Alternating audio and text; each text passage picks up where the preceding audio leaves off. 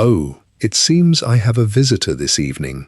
Welcome. The night sky hangs clear and cold tonight, the aurora dancing green above the peaks, and I know you've come to rest beneath it. Take things slowly, and all will be well. I have some tales to share, ones that you may like. Tonight, I'll speak of the greatest empire Tamriel has ever known, the Septim dynasty. From a whispering dragonborn who united a broken world to the day the ruby throne fell empty forever. 400 years of emperors, war, and wonder. Are you all settled for this night? Good. Then let us begin with a warlord and his general. Long before Tiber Septim ever spoke his name, the land of Tamriel lay divided. The Second Empire, the great realm built by the Riemann dynasty and later held by the Akaviri potentate, had crumbled into ruin. When the last potentate, Versidue Shire, fell to an assassin's blade, and his son after him met the same fate, the throne that once bound the continent together sat empty. What followed stretched on for centuries, a long stretch of years that scholars would come to call the interregnum. During this time, no single ruler held the whole of Tamriel.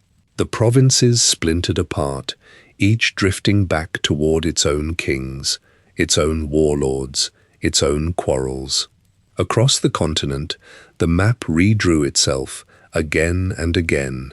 In High Rock, the Bretons fractured into dozens of squabbling city-states, each petty king guarding his own walls and hoarding his own grain. Skyrim's Nords warred among their holds and pressed their old claims upon their neighbors. In Cyrodiil, the heartland of the old empires, the great city that had once commanded loyalty from every corner of the world, held sway over little more than its own districts and the farmland within reach of its soldiers. The Colovian West and the Nibonese East, the two halves that made up Cyrodiil, drifted apart and eyed one another with suspicion.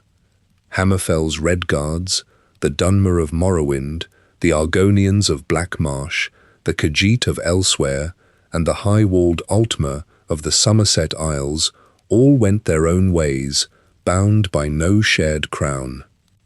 For ordinary folk, this meant borders that shifted with each passing season. A farmer might pay his tithe to one lord in spring and answer to another by harvest, depending on which army had marched through his valley. Roads went unguarded, and merchants travelled in armed caravans or not at all. Old bridges crumbled without hands to repair them, and the great highways that Remen's engineers had cut through the wilderness grew choked with weeds and washed out by floods. In the villages, mud walls cracked and went unpatched, and the smell of wood smoke and damp thatch hung over settlements that had forgotten what it meant to live under one law. Yet through all these years, one symbol endured in memory: the Amulet of Kings, a red-jeweled relic bound to the very soul of Tamriel, remained the mark of a true and legitimate ruler. It was said that only one worthy could wear it, one who carried the blessing of the dragon blood, and that its great red stone held a fragment of divine power granted by Akatosh himself in the earliest days of mortal history. For generation upon generation, the amulet passed out of common sight. No emperor sat upon the ruby throne of the imperial city who could rightly claim it, and so the throne itself became a hollow seat, occupied at times by pretenders and ambitious men, yet never by one whom all Tamriel would follow. The idea of the Dragonborn ran deep through this history. The old bloodline of emperors, from Alessia, who first threw off the yoke of the Aelids, through Riemann and his descendants, had carried a special covenant. Those born with the dragon blood were marked by Akatosh, the chief of the divines, as the rightful shepherds of the mortal world. When such a ruler wore the Amulet of Kings and lit the dragon fires within the Temple of the One, the barriers between the mortal realm and the Daedric plains of oblivion held firm, and the land knew peace. Without a dragonborn to tend that sacred flame, the old covenant lay dormant, and Tamriel drifted rudderless through its long night. And so the continent waited, though it did not know it waited. In the taverns and the war camps, in the halls of petty kings and the huts of frightened peasants, men spoke of the old days when one banner flew from anvil to windhelm. Some longed for it, and others feared its return, for a unifier would need to be a conqueror first. The prophecies of the Greybeards, those cloud-shrouded hermits atop the highest mountain in Skyrim, spoke of one who would come, one whose voice would shake the heavens and whose reign would open a new age. The ruby throne sat empty, the amulet of kings hidden away, and the whole of the broken world held its breath. Into this fractured age, in the cold reaches of the north, a child would be born who carried the old dragon blood in his veins. He would grow to be a warrior, then a general, then something far greater. His name in his youth was Hjalti, and the story of how that name became Tiber Septim, first emperor of the Third Empire, begins in Skyrim, among the snows and the whispering winds of the mountains. Monks, sitting in candlelit archives, trace the bloodline of the first emperor to two distinct landscapes, mapping out diverging paths that eventually converge on a single man. Scribes run their fingers over brittle parchment and heavy stone tablets, finding differing records. In the Orthodox texts endorsed by the Septim dynasty itself, the boy was born across the Northern Ocean in the frozen continent of Atmora. They record his original name as Talos, meaning storm crown in the old tongue of the north.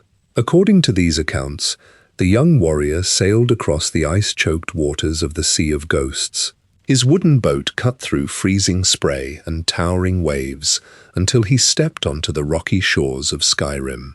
He grew up hunting in the dense pine forests, wearing heavy bear furs to ward off the chill, and swinging iron axes alongside the Nords. In the wooden mead halls, he drank by the roaring hearth fires and learned the brutal martial traditions of the snow-covered province. Other scholars point to the damp, fog-wrapped hills of Alcaire within the province of High Rock. Local registry ledgers and Breton storytellers claim the boy was born there, under the name Hjalti Earlybeard. They describe him growing up within the tall stone keeps of the Bretons, practicing swordplay and cavalry maneuvers in the muddy courtyards, while the coastal rains beat down on the battlements. In this account, Hjalti strapped on his boiled leather armor, sharpened his steel, and marched east into Skyrim to seek his fortune as a mercenary.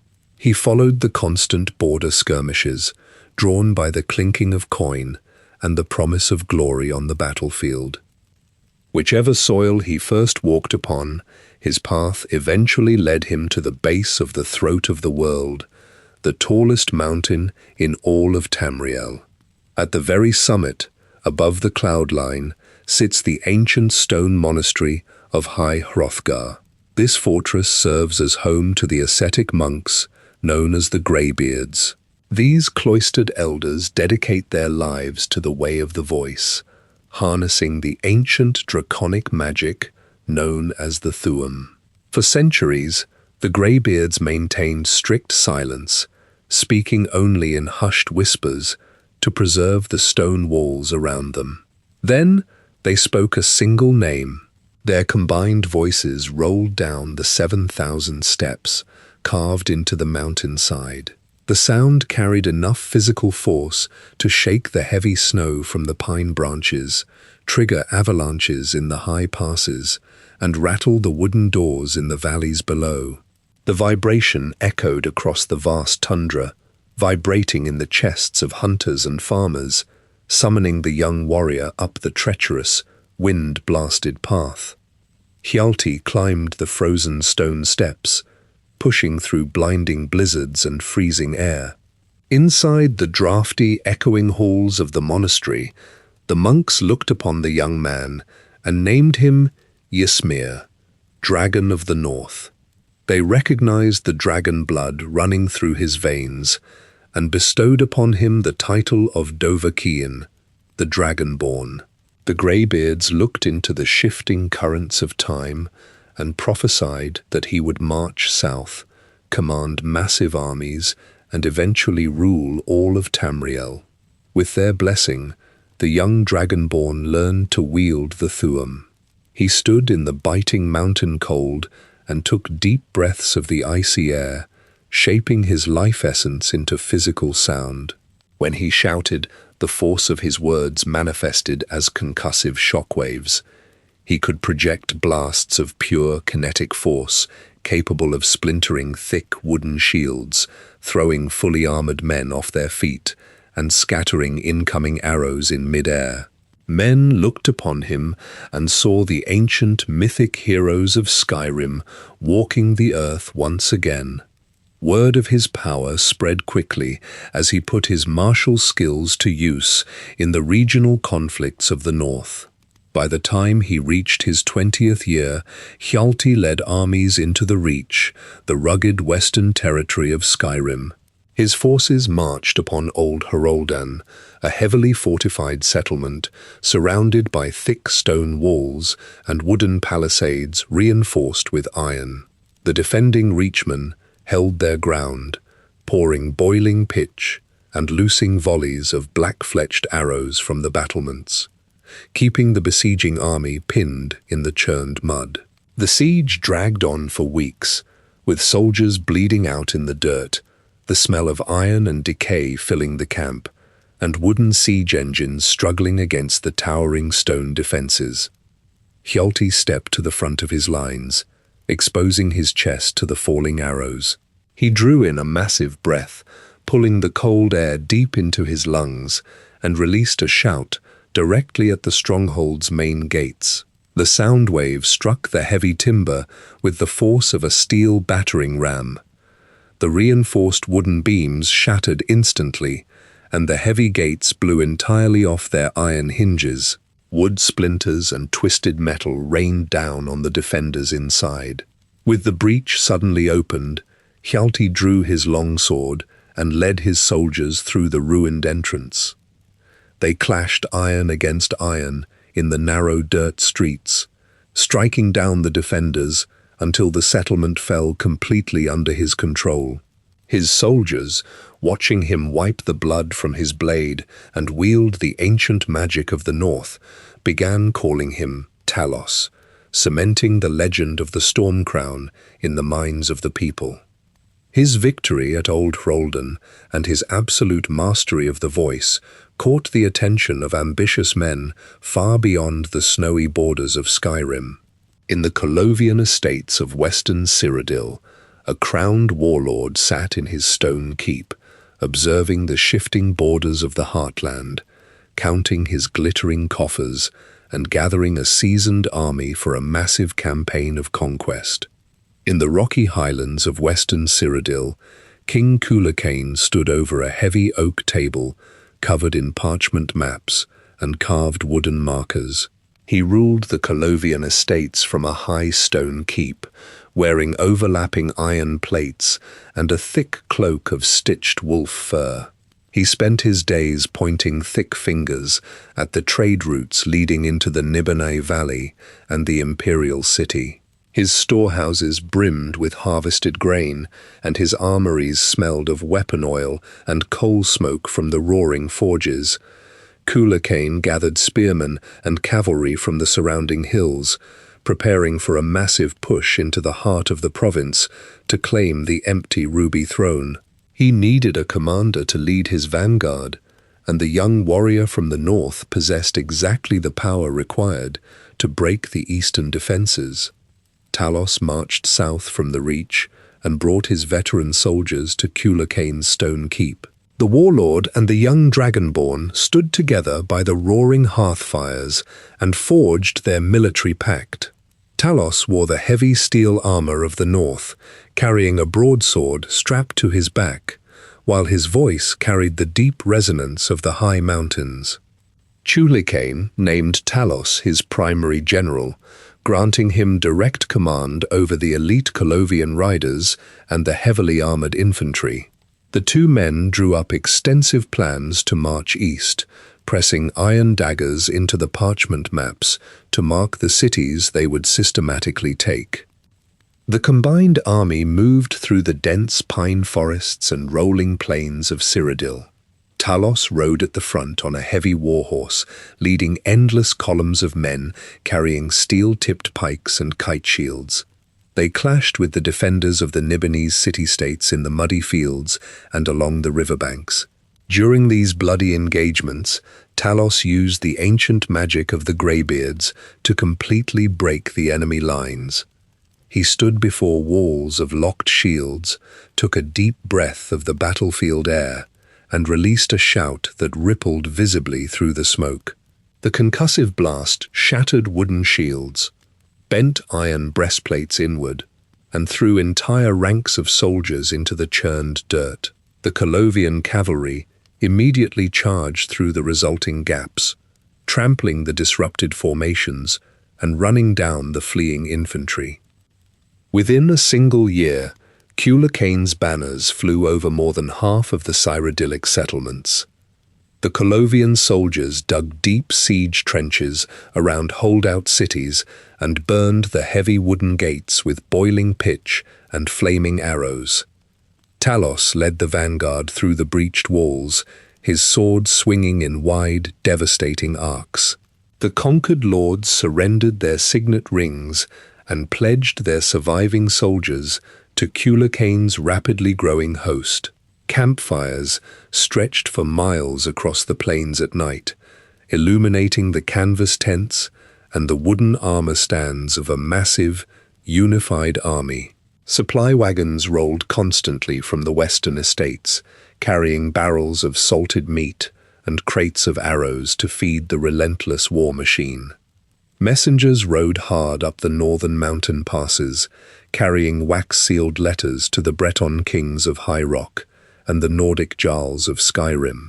In the towering stone castles of the Bretons, kings gripped the armrests of their wooden thrones and listened to detailed reports of the Colovian expansion. In the wooden mead halls of Skyrim, the Jarls slammed their iron mugs on the long tables and shouted orders to their armored huskarls. The rapid, brutal conquest of Cyrodiil threatened their own sovereign borders.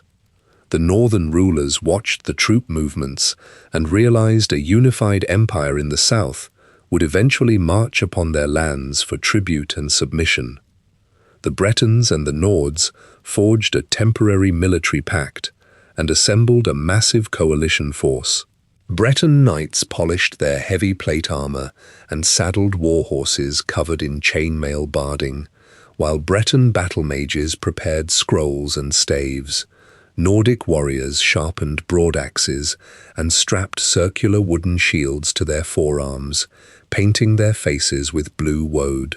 The combined army marched south through the snow-choked mountain passes, their heavy boots crushing the fresh snow and their breath pluming in the freezing air. They intended to strike the Colovian forces before Cuchulainn could consolidate his hold over the imperial city. To block the northern invasion, Talos turned his forces away from the heartland and marched them into the freezing altitudes of the Gerol Mountains. The Colovian soldiers wrapped themselves in thick furs and carried their weapons through knee-deep snow, fighting against the bitter wind. The Breton and Nordic armies had already taken a heavily fortified position in the steep mountain passes. They occupied the ancient stone ruins of Sancre-Tor, a fortress carved directly into the jagged cliffs. High walls of dark stone overlooked the narrow approach, and archers stood shoulder to shoulder on the battlements, drawing their bowstrings taut. The northern coalition waited behind the heavy iron gates, watching Talos and his army march up the frozen valley to meet them. The Colovian army trudged up the steep, snow-packed incline leading to the citadel of Tor. Thick drifts clinging to their leather boots slowed their ascent, and the freezing wind whipped their heavy fur cloaks around their shoulders. Above them, the fortress occupied the highest point of the mountain pass. High walls composed of massive, dark grey stone blocks completely spanned the width of the valley. Heavy iron gates shut tight to block the intruders. On the battlements, the Breton knights stood in polished steel plate armor, holding kite shields painted with the crests of high rock. Beside them, the Nordic warriors gripped broad iron axes, their breath pluming in the freezing air as they leaned over the parapets. Talos directed his siege engineers to set up wooden pavises in the deep snow. The Colovian spearmen formed tight ranks behind the heavy wooden shields, bracing their boots in the ice. Up on the walls, Breton battle mages raised their wooden staves, gathering bright spheres of yellow and orange fire at the tips. They hurled the fireballs down the slope. The flames melted wide craters in the snowpack, sending up thick columns of white steam, and ignited the wooden shields of the Colovians. Nordic archers released thick volleys of arrows, sending steel-tipped shafts raining down on the iron helmets of the attackers. The steep terrain forced the Colovian infantry into a narrow bottleneck, compressing their ranks. Soldiers slipped on the icy rocks, clutching arrow wounds and dropping their pikes into the snow. The relentless bombardment from the high walls kept the attacking force pinned to the lower slopes. Seeing his vanguard faltering, Talos pushed his way through the ranks of his struggling infantry. He walked past the burning wooden shields and the medics dragging injured men through the slush. He stepped out from the cover of the shield wall, standing directly in the open path, completely exposed to the archers on the battlements. Drawing in a massive breath, he expanded his chest and pulled the freezing mountain air deep into his lungs. He released a shout. The concussive wave of sound blasted up the mountainside, tearing the loose snow from the rocks and snapping the trunks of nearby pine trees. The visible distortion in the air slammed into the stone walls of Tor. The heavy iron gates buckled inward, screeching against their stone hinges, and the sheer force of the impact shook the archers loose from their footing on the ramparts. The sound echoed down the valley and rolled over the Nordic warriors standing on the battlements. The vibration rattled the iron rings of their chainmail and shook the wood of their spear shafts. The Nords heard the deep, resonating frequency of the high peaks, the physical manifestation of the Thuum. They looked down at the lone warrior standing in the cratered snow, his sword drawn and his voice echoing through the peaks. They looked upon the cratered snow and the shattered gates, witnessing the physical destruction wrought by the voice. The Nordic commanders raised their hands and shouted orders to their ranks. The warriors from Skyrim lowered their bows and hooked their iron axes onto their thick leather belts. They stepped back from the parapets, keeping their bowstrings slack. The Breton knights shouted orders over each other, drawing their long swords and demanding the Nords return to the defensive line. The Nords responded by drawing their own steel and turning their broad circular shields toward their former allies. Metal clashed against metal on the high walls as the Northern coalition fractured instantly. Inside the fortress courtyard, Nordic infantrymen rushed the main gatehouse.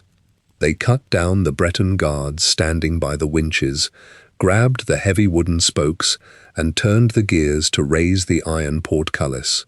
The massive gates swung open, grinding against the stone floor. The Nords poured out of the fortress and marched down the snowy slope toward the Colovian lines. They approached Talos, dropped to one knee in the deep snow, and bowed their heads. They pledged their axes to the Dragonborn, calling him the true son of Skyrim and the rightful heir to the empires of men. With the Nordic warriors now marching beside the Colovians, The Breton forces inside Sancré-Tor found themselves entirely outnumbered and surrounded by hostile swords. The combined army surged through the open gates and swept through the stone courtyards. Colovian spearmen and Nordic axemen fought side by side, driving the remaining Breton knights back into the inner keeps and striking the weapons from their hands. Talos walked into the central courtyard of the ancient fortress, planting Cuchulainn's banner in the frozen dirt and claiming the high mountain pass. The defection of the Skyrim warriors instantly swelled the ranks of the Colovian army. Talos integrated the seasoned, fur-clad Nords into his vanguard, creating a massive, highly disciplined force. The capture of Sancré-Tor cleared the final stone fortifications, obstructing the path to the heartland. Colovian and Nordic guards stood watch over the northern mountain passes, while the paved road to the capital lay entirely unobstructed. The soldiers packed their canvas tents, loaded their supply wagons, and marched down from the freezing altitudes of the Jural Mountains. They departed the deep snowdrifts and entered the temperate, rolling green hills of the Nibonais Valley. Talos rode at the head of the column, leading the sprawling army straight toward the towering white stone walls of the imperial city. They marched to breach the ancient capital's walls and physically place King Cuchulainn upon the ruby throne. The Colovian and Nordic forces marched out from the Jural Mountains and set up extensive camps across the green basin of the Nibonais Valley. Thousands of canvas tents dotted the fields surrounding the imperial city. The city sat on an island in the center of Lake Rumare, protected by high walls of white stone and a thick perimeter of defensive ballistae. Talos ordered his engineers to construct massive wooden barges and floating pontoons to cross the water. The soldiers loaded heavy timber, battering rams onto the flat-bottomed boats, and rowed across the lake under the cover of thick fog. They slammed the iron-capped rams against the heavy wooden doors of the city gates. The timber splintered, and the iron hinges snapped off their stone mounts. The army poured into the city streets, their steel boots striking the paved cobblestones. They met the defending guards in the narrow alleys, driving them back with locked shields and thrusting pikes. Within a single day, Talos secured the districts and marched his vanguard up the wide stone steps of the imperial palace. Cuchulainn walked into the high vaulted throne room, his heavy iron boots echoing against the polished marble floors. He surveyed the wide stone seat of the empty ruby throne and began preparations for his coronation ceremony. Servants draped long banners of red silk from the stone pillars and brought braziers filled with burning cedar wood into the draughty corridors to provide heat. Cuchulainn stood in his private chambers, shedding his heavy iron plates to wear a simple tunic of spun wool. A Breton nightblade, hired by the displaced lords of High Rock, stepped from the dark corner of the room. The assassin held a dagger coated in dark, viscous poison. He lunged forward and drove the steel blade directly into Cuchulainn's ribs.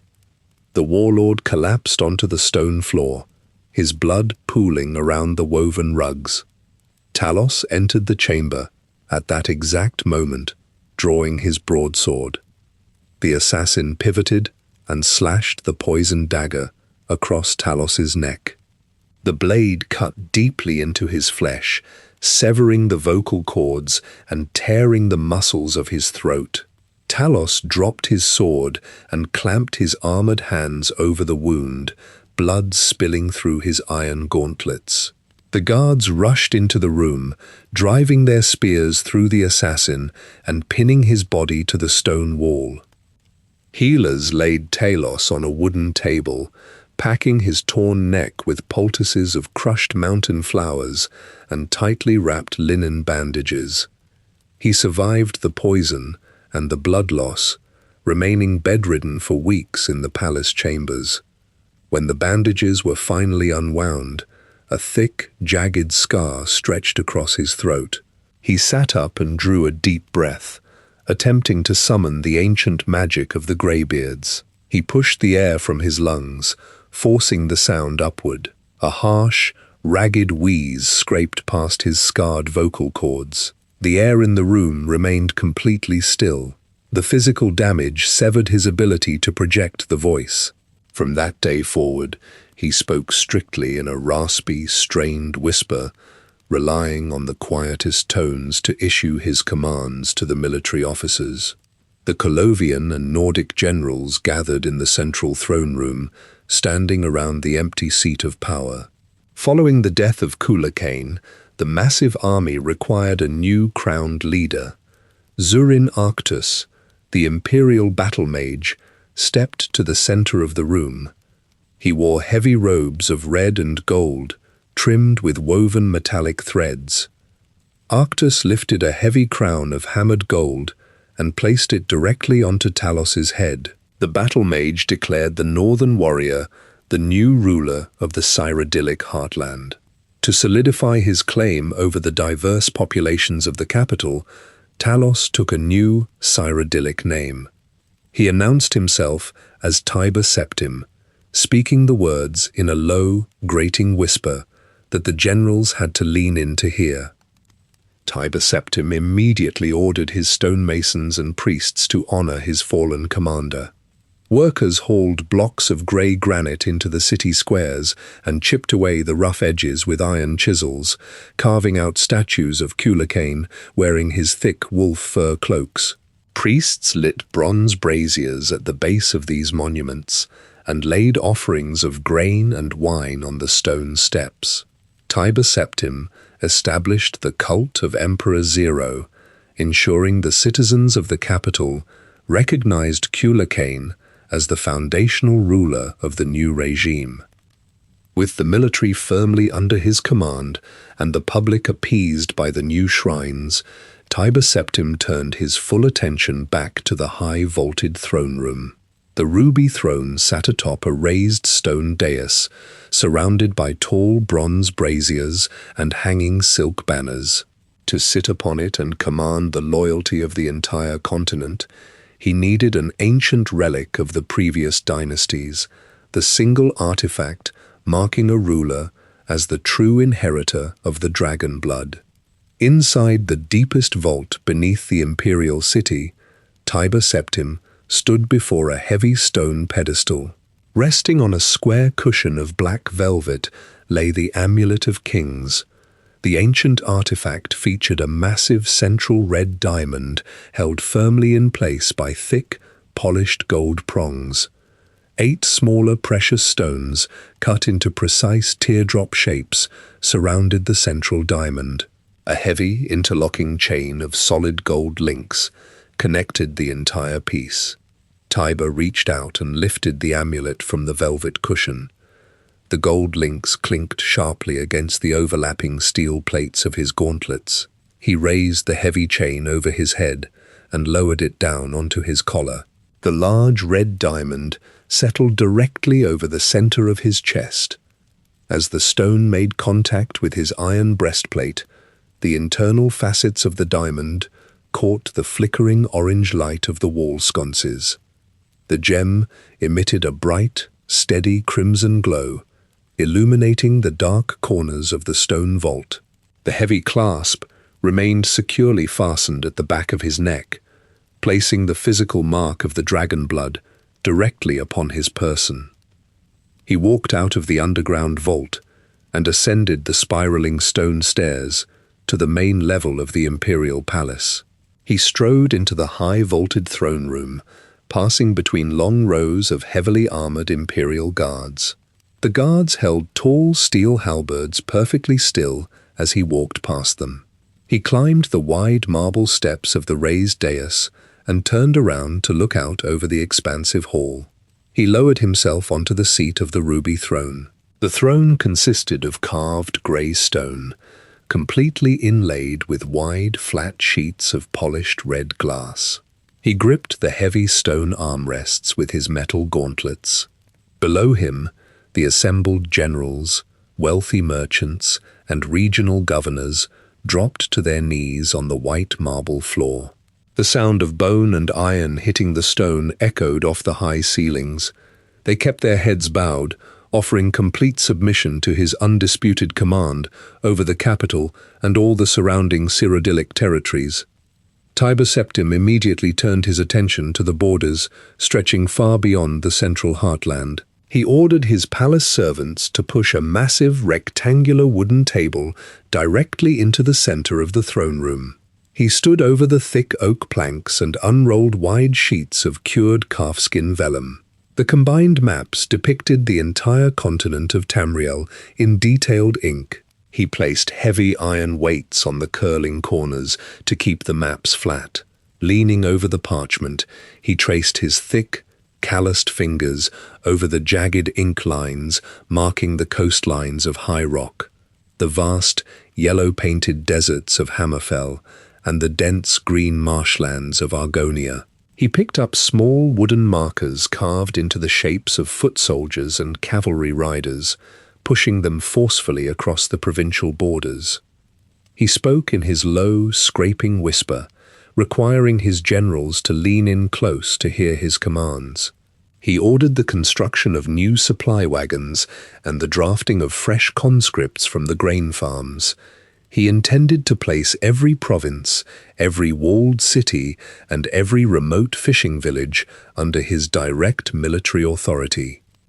To execute this massive continental campaign, he worked constantly alongside his imperial battle mage, Zurin Arctus.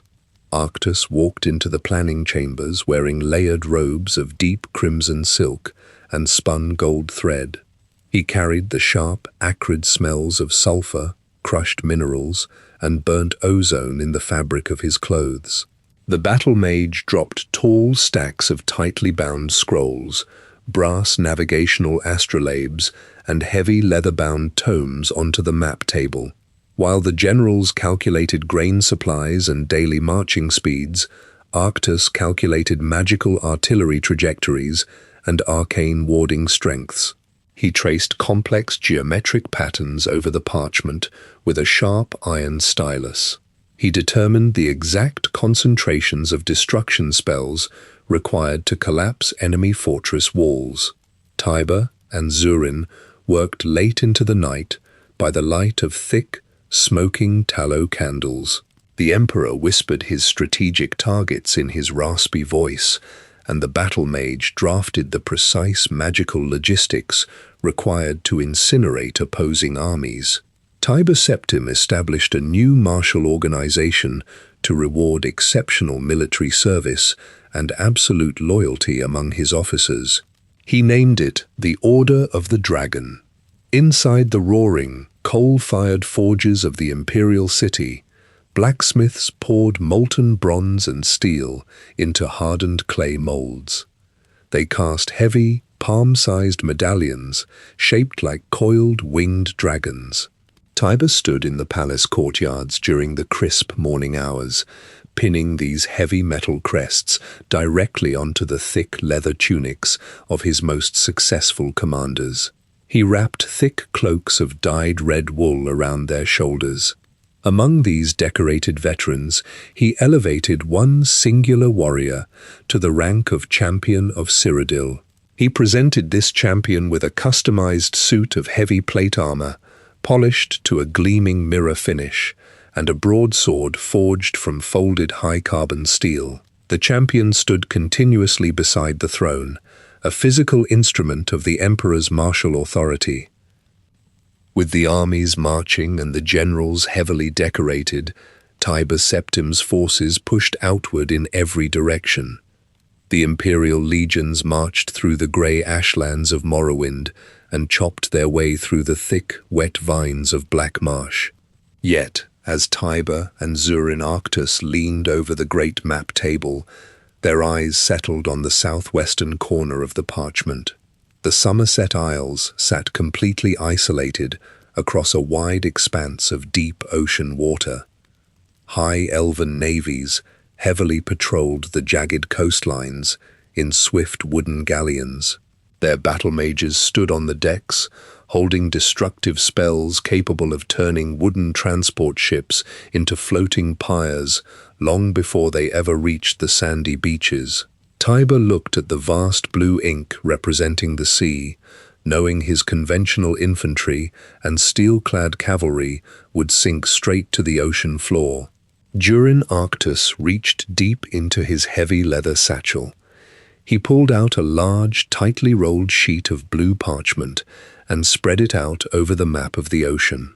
The paper contained highly detailed schematics of interlocking brass gears, steam-pressured pistons, and a towering metallic framework.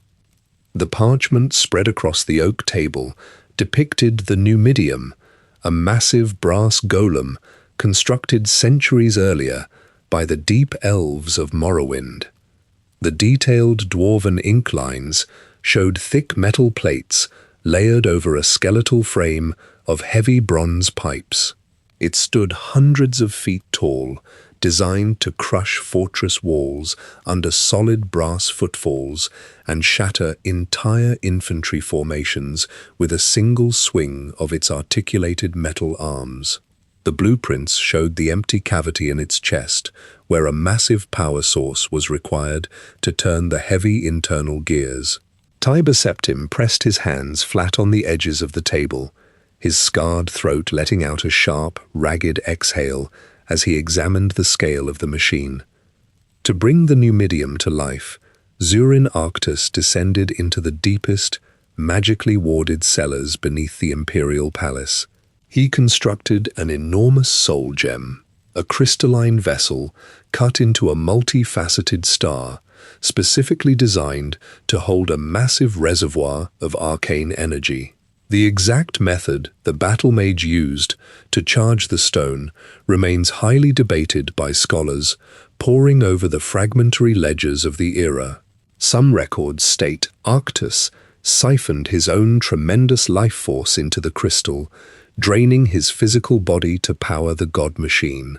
Other texts point toward Wulfharth, the ancient Ash King of the Nords, claiming his powerful, tempestuous soul was forcefully bound within the gem during a violent magical clash. Whatever the true source, when Arctus carried the glowing green crystal back to the surface, it hummed with enough kinetic energy to vibrate the stone tiles under his boots. Imperial engineers hauled the massive brass components of the Numidium out of the eastern ashlands using teams of heavy draft horses and reinforced wooden wagons. They assembled the golem in the halls of Elsewhere, welding the heavy bronze plates and connecting the thick hydraulic pipes. Zurin Arctus climbed the wooden scaffolding, carrying the glowing soul gem. He placed the crystal directly into the open cavity in the golem's chest and sealed the brass doors. The Numidium immediately vented thick clouds of white steam from its shoulder pipes. The heavy internal gears ground together, producing a deafening metallic screech. The golem lifted its massive head, the brass plates shifting and locking into place, and took its first heavy step. The impact fractured the bedrock beneath it. Tiber Septim deployed the god machine across the continent. The Numidium marched into neutral territories, its massive legs stepping entirely over the wooden palisades of holdout cities. When the neutral kings arrayed their armies in the open fields, the brass golem simply walked through their formations. Its solid metal feet crushed armored cavalry into the mud, while its heavy arms swept sideways, throwing hundreds of spearmen through the air. The opposing forces broke and scattered, dropping their weapons as the towering machine advanced without slowing. The final target remained the Somerset Isles. The high elven navies formed a massive blockade along the coast, their wooden galleons lined up hull to hull, with battle mages standing ready on the decks. The Numidium marched directly off the mainland and into the ocean. The deep water only reached the golem's heavy brass knees. It waded through the surf, the steam from its joints hissing violently as the seawater crashed against the hot metal. The High Elves hurled volleys of destructive magic at the machine, striking the bronze plating with concentrated lightning and explosive fire. The spells barely scorched the thick metal. The Numidium reached the blockade, raised its massive arms, and smashed the wooden ships into splinters, clearing the path to the pristine beaches of the Isles. With the high elven defences entirely broken by the brass golem, the rulers of Somerset surrendered unconditionally. They handed over their ancient banners and pledged fealty to the ruby throne. Tiber Septim sent his imperial scribes to record the subjugation, placing loyal governors in charge of the previously isolated elven territories. The deployment of the Numidium systematically dismantled the last pockets of resistance across the continent. The warlords, the jarls, and the elven kings all bowed their heads to the imperial city. The fragmented lands of Tamriel were finally pressed together under a single, unyielding iron grip. Tiber Septim returned to the imperial palace, the heavy gold chain of the Amulet of Kings resting against his chest. He stood in the high-vaulted throne room, looking at the complete map of Tamriel. The borders were erased, the independent armies disbanded, and the entire continent answered to his whispered commands. Tiber Septim stood in the center of the imperial city, wearing the Amulet of Kings and a heavy crown of solid gold. He issued a final proclamation to the citizens gathered in the wide stone plazas and to the scribes holding their ink-dipped quills. He formally declared the end of the Second Era, closing the long, bloody chapter of the interregnum. He announced the dawn of the Third Era, marking the exact year as 3E0. The Third Empire was officially born. For the very first time in recorded history, every single province of Tamriel existed under the banner of a single ruler. The red diamond sigil of the Septim bloodline flew from the high towers of High Rock, the sandy battlements of Hammerfell, and the ancient elven keeps of the Somerset Isles. The scale of the military achievement fundamentally altered the physical landscape of the continent. The massive standing armies that had choked the fields and burned the crops for 400 years were systematically dismantled. Tiber ordered his legionnaires to lay down their pikes and pick up heavy iron shovels and pickaxes. He directed them to clear the rubble from the old imperial highways, cutting back the overgrown forests and laying fresh paving stones across the muddy trade routes. Masons rebuilt the shattered bridges crossing the Neben River, mortaring heavy granite blocks into place to support the weight of merchant caravans. For the first time in centuries, a merchant could load a wooden cart with furs in Skyrim and drive it all the way to the southern coasts of Elsewhere without paying a dozen different local tolls or hiring a company of armed mercenaries. The absolute control over the continent brought a sudden, overwhelming influx of wealth into the imperial city. Cargo ships sailed onto Lake Rumare, their holds packed with silver ore from Markarth, highly polished glass armor from Morrowind, and crates of sweet moon sugar from the southern deserts. The stonemasons of Cyrodiil expanded the city districts, building tall, multi-story manors with glass windows and heavy slate roofs.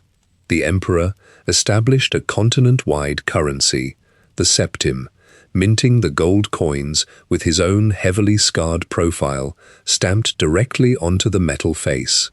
He appointed regional governors to oversee the local kings, ensuring that iron and grain flowed steadily toward the heartland to feed the massive bureaucratic machine of the new empire. During these years of immense construction and administrative overhaul, Tiber Septim maintained relationships that crossed provincial lines. He spent considerable time with Baron Zaya, a young Dunmer noblewoman from Morrowind. She walked through the humid gardens of the imperial city, wearing the dark, woven silks of the eastern ashlands, her red eyes taking in the unfamiliar architecture of the capital. Tiber met with her privately in the stone chambers of the palace, setting aside his heavy iron gauntlets and the gold crown.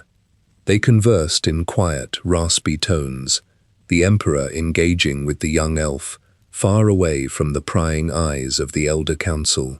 When Baranzaya eventually became pregnant, Tiber ordered the imperial healers to secretly administer potions of abortifacient herbs.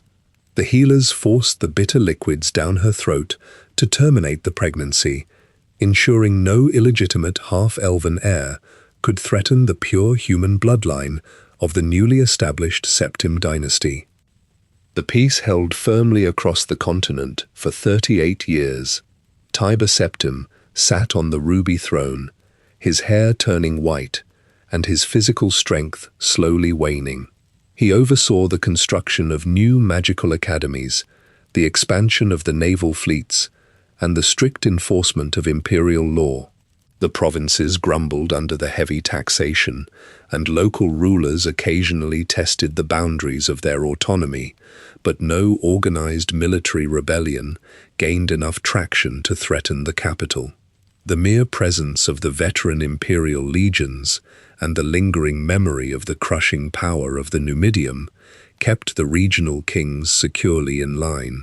Tiber built an administration designed to outlast his own lifespan, drafting complex legal codes on heavy parchment and establishing the Elder Council to manage the endless logistics of a continent-spanning empire.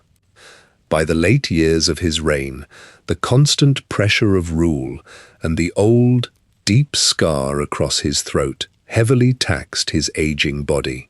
He walked through the palace corridors with a slow, deliberate gait, leaning heavily on the stone balustrades. His raspy whisper grew even quieter, requiring his advisors to stand inches from his face to receive his final commands. He spent his last days securing the line of succession, ensuring his grandson Pelagius understood the immense physical and political machinery required to keep the provinces bound together. As his physical health failed, the scribes in the grand archives prepared their ledgers to record the passing of the man who had dragged a fractured world out of the dark. Tiber Septim died in the winter of 3E38, exactly 38 years after declaring the Third Era. He drew his final rattling breaths, surrounded by his imperial physicians and members of the Elder Council in the deepest chambers of the palace. His chest stopped moving, and the heavy gold amulet of kings went entirely still. The news of his death spread outward from the capital via fast-riding couriers carrying wax-sealed notices to the provincial governors. In the imperial city, citizens gathered in the paved plazas and wept openly, wearing coarse linen mourning clothes and lighting thousands of beeswax candles along the streets. The imperial legionnaires marched in slow, silent processionals, their steel pikes inverted and their red banners trailing on the cobblestones. Following his burial, the religious landscape of the empire fundamentally shifted. The people of Cyrodiil and the Nords of Skyrim refused to simply record his passing in the historical ledgers. They looked back at his conquest of the entire continent, his mastery of the ancient voice, and the absolute peace he had enforced. Priests, standing in the high stone temples of the heartland, claimed his spirit did not merely pass into the afterlife, but ascended directly into the heavens.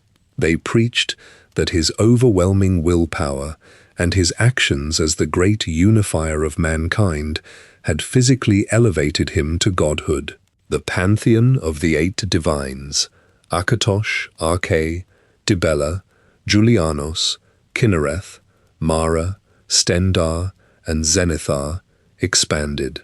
Tiber Septim took his place beside them as Talos, the hero god of mankind, transforming the pantheon into the 9 divines.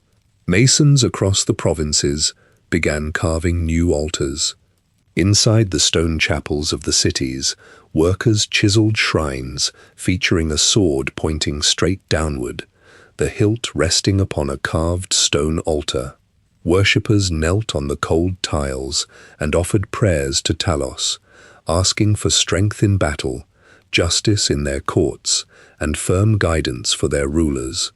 In Skyrim, the Nords worshipped him heavily under his ancient name, Ysmir, the Dragon of the North. They built wooden shrines at the intersections of their dirt roads and left offerings of mountain flowers and animal pelts at the base of his statues. His inclusion in the pantheon explicitly legitimized the entire empire, linking the physical authority of the Ruby Throne directly to the divine will of the heavens. The immediate result of this deification firmly secured the ruling family.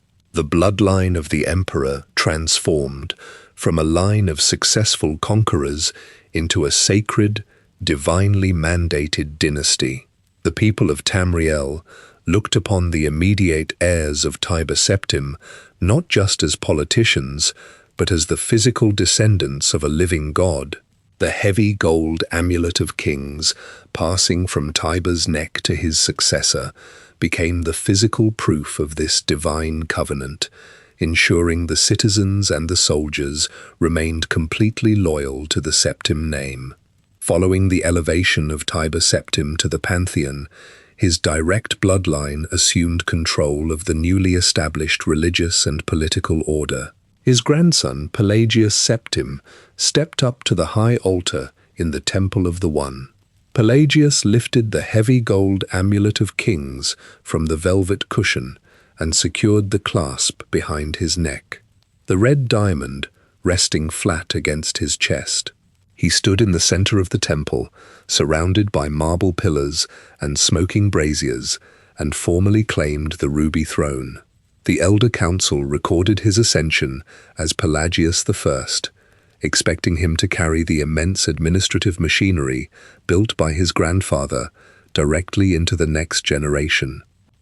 Pelagius inherited an empire operating at its absolute peak. The paved roads stretched unbroken across the provinces, merchant ships crowded the docks of the Neben, and the imperial legions sat fully supplied in their stone barracks. He spent his days in the planning chambers, reviewing the tax ledgers from High Rock and examining crop yield reports from the farms of Cyrodiil. He possessed the same steady hand as Tiber, methodically adjusting tariffs on imported moon sugar and dispatching magistrates to settle border disputes between the regional kings. The scribes working in the archives noted his meticulous attention to detail, filling their thick parchment books with records of his quiet, efficient governance. The massive empire simply continued its steady, unbroken rhythm under his watch. However, the immense stability of his reign made him complacent. Pelagius walked through the streets of the imperial city without the heavy ring of armored guards that his grandfather constantly maintained.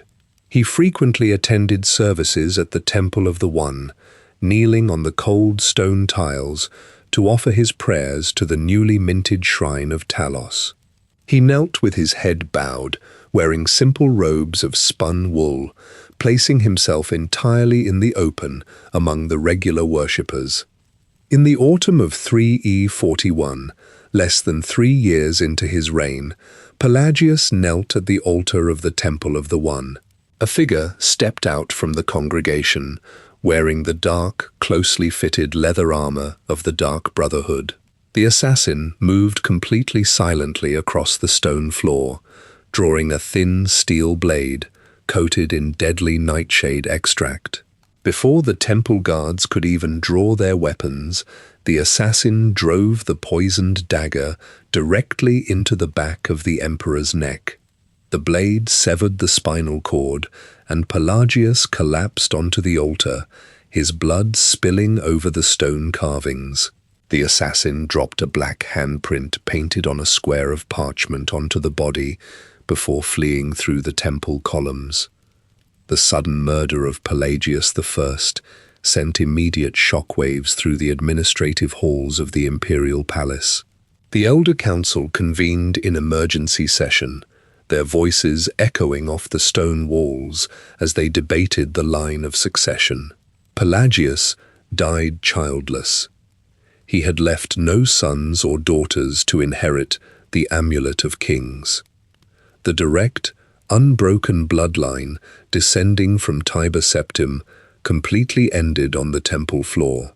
The council reviewed the extensive genealogical charts spread across the oak tables, tracing the branches of the family tree to find the closest living relative possessing the dragon blood required to light the dragon fires. They traced the inclines past Tiber's immediate descendants and stopped at his brother, Agnorith. The councillors dispatched armoured riders from the capital, instructing them to locate Agnorith's daughter and bring her directly to the imperial city. The survival of the new empire, barely 40 years old, now entirely depended on a woman who had never expected to sit upon the ruby throne. The imperial couriers rode fast along the paved northern highways, carrying the heavy wax seals of the Elder Council. They found Kintyra, the daughter of Tiber's brother Agnorith, living quietly on her estate in the western provinces. She had previously served as the Queen of Silvanar, managing the regional affairs of the Bosmer and the local Breton lords. The guards escorted her directly back to the imperial city, leading her warhorse through the massive stone gates and up to the central palace. She walked into the high-vaulted throne room, taking in the long silk banners and the rows of waiting council members. The High Chancellor placed the heavy gold crown directly onto her head, and she fastened the Amulet of Kings securely around her neck. The red diamond settled against her robes, and she sat upon the wide stone seat of the ruby throne. The scribes dipped their quills and recorded her title as Kintyra I, the very first Empress of Tamriel. Kintyra inherited the massive administrative apparatus left behind by Pelagius. The Imperial Legion commanders still followed the precise deployment schedules drafted during the early years of the Empire. The tax collectors continued to tally the sacks of grain and the crates of silver ore moving across the provincial borders. Kintyra focused entirely on maintaining this steady economic engine. She signed heavy parchment decrees, regulating the merchant guilds and setting standardized prices for raw iron and woven wool across all the major cities. She avoided the costly military campaigns of her uncle, keeping the imperial fleets safely anchored in their harbors and the soldiers resting in their stone barracks. Under her management, the empire experienced a period of profound agricultural and commercial prosperity. The Nibonese farmers pulled record harvests of wheat and rice from the fertile river valleys, completely filling the stone silos of the capital. Blacksmiths in High Rock ran their forges day and night, hammering out steel plows and iron horseshoes instead of broadswords and chainmail. The cobblestone streets of the imperial city flooded with traveling merchants, hawking polished brass from Hammerfell and fine glass from Morrowind. The heavy gold coins bearing the face of Tiber Septim circulated rapidly, filling the heavy wooden chests of the imperial treasury. Kintyra sat in the planning chambers, running her ink-stained fingers over the extensive ledgers, ensuring the wealth of the provinces constantly funneled back toward the center of the empire. She established the custom that would completely define the ruling dynasty for the next 4 centuries. Though she was born to the line of Agnorith, she officially adopted the name Septim as her absolute royal title. This deliberate administrative decision permanently cemented the name of her uncle to the ruby throne.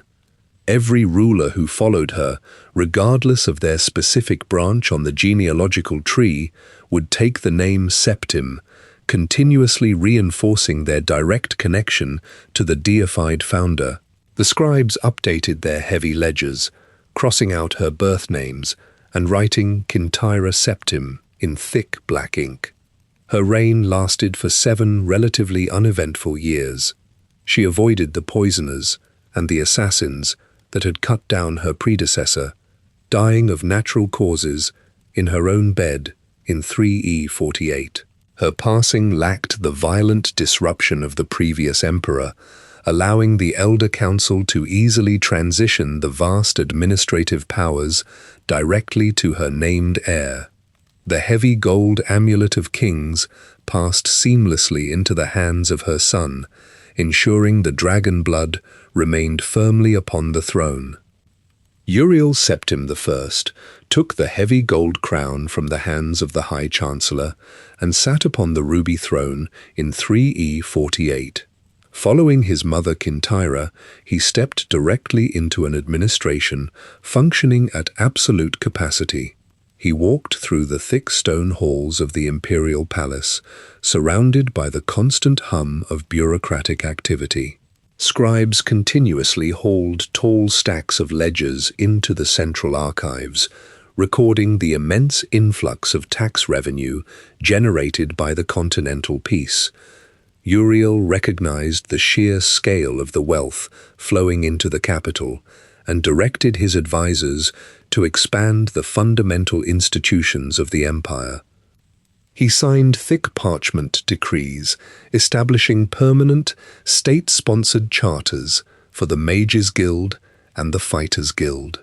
Workers hauled massive granite blocks into the major cities across Tamriel, laying deep foundations and mortaring high stone walls to construct regional guild halls. Inside the newly built Mages Guild chapters, scholars unrolled arcane scrolls on heavy oak tables and catalogued alchemical ingredients inside glass vials. They focused on standardizing magical practice and organizing spellcraft into formal, heavily structured disciplines. Across the street, the Fighters Guild established wide dirt training yards. Veteran swordsmen struck heavy wooden training dummies with iron broadswords, teaching martial techniques to fresh recruits. Uriel's charters ensured these organizations operated with the direct financial and legal backing of the Ruby Throne, cementing imperial influence completely into the daily economic and martial life of the provinces. Uriel I actively managed the sprawling network of roads and the flow of commerce. He dispatched imperial surveyors to measure the wide, paved highways stretching from the snowy peaks of Skyrim down to the humid swamps of Black Marsh. He lowered specific import tariffs, encouraging merchant caravans to haul raw glass and woven silks across the borders without facing heavy regional taxation.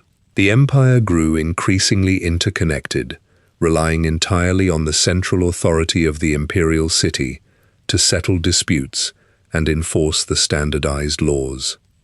His reign lasted 18 years, matching the stable, unbroken rhythm set by his predecessors.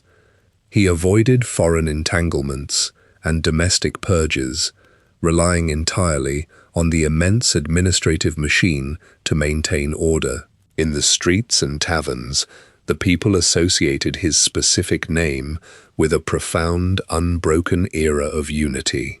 His careful management proved so effective that 6 future emperors would eventually claim the name Uriel, deliberately attempting to attach themselves to the memory of his prosperous rule.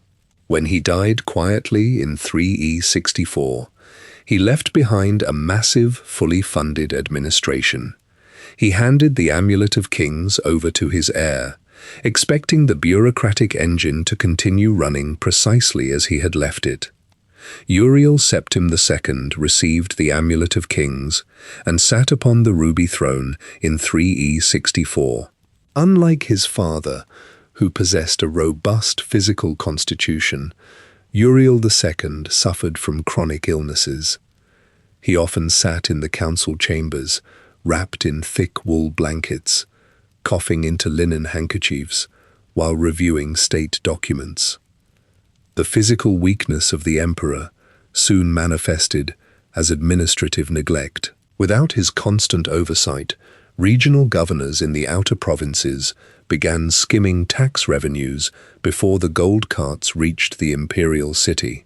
Local kings rebuilt their private militias, pulling farmers away from the fields and handing them iron spears.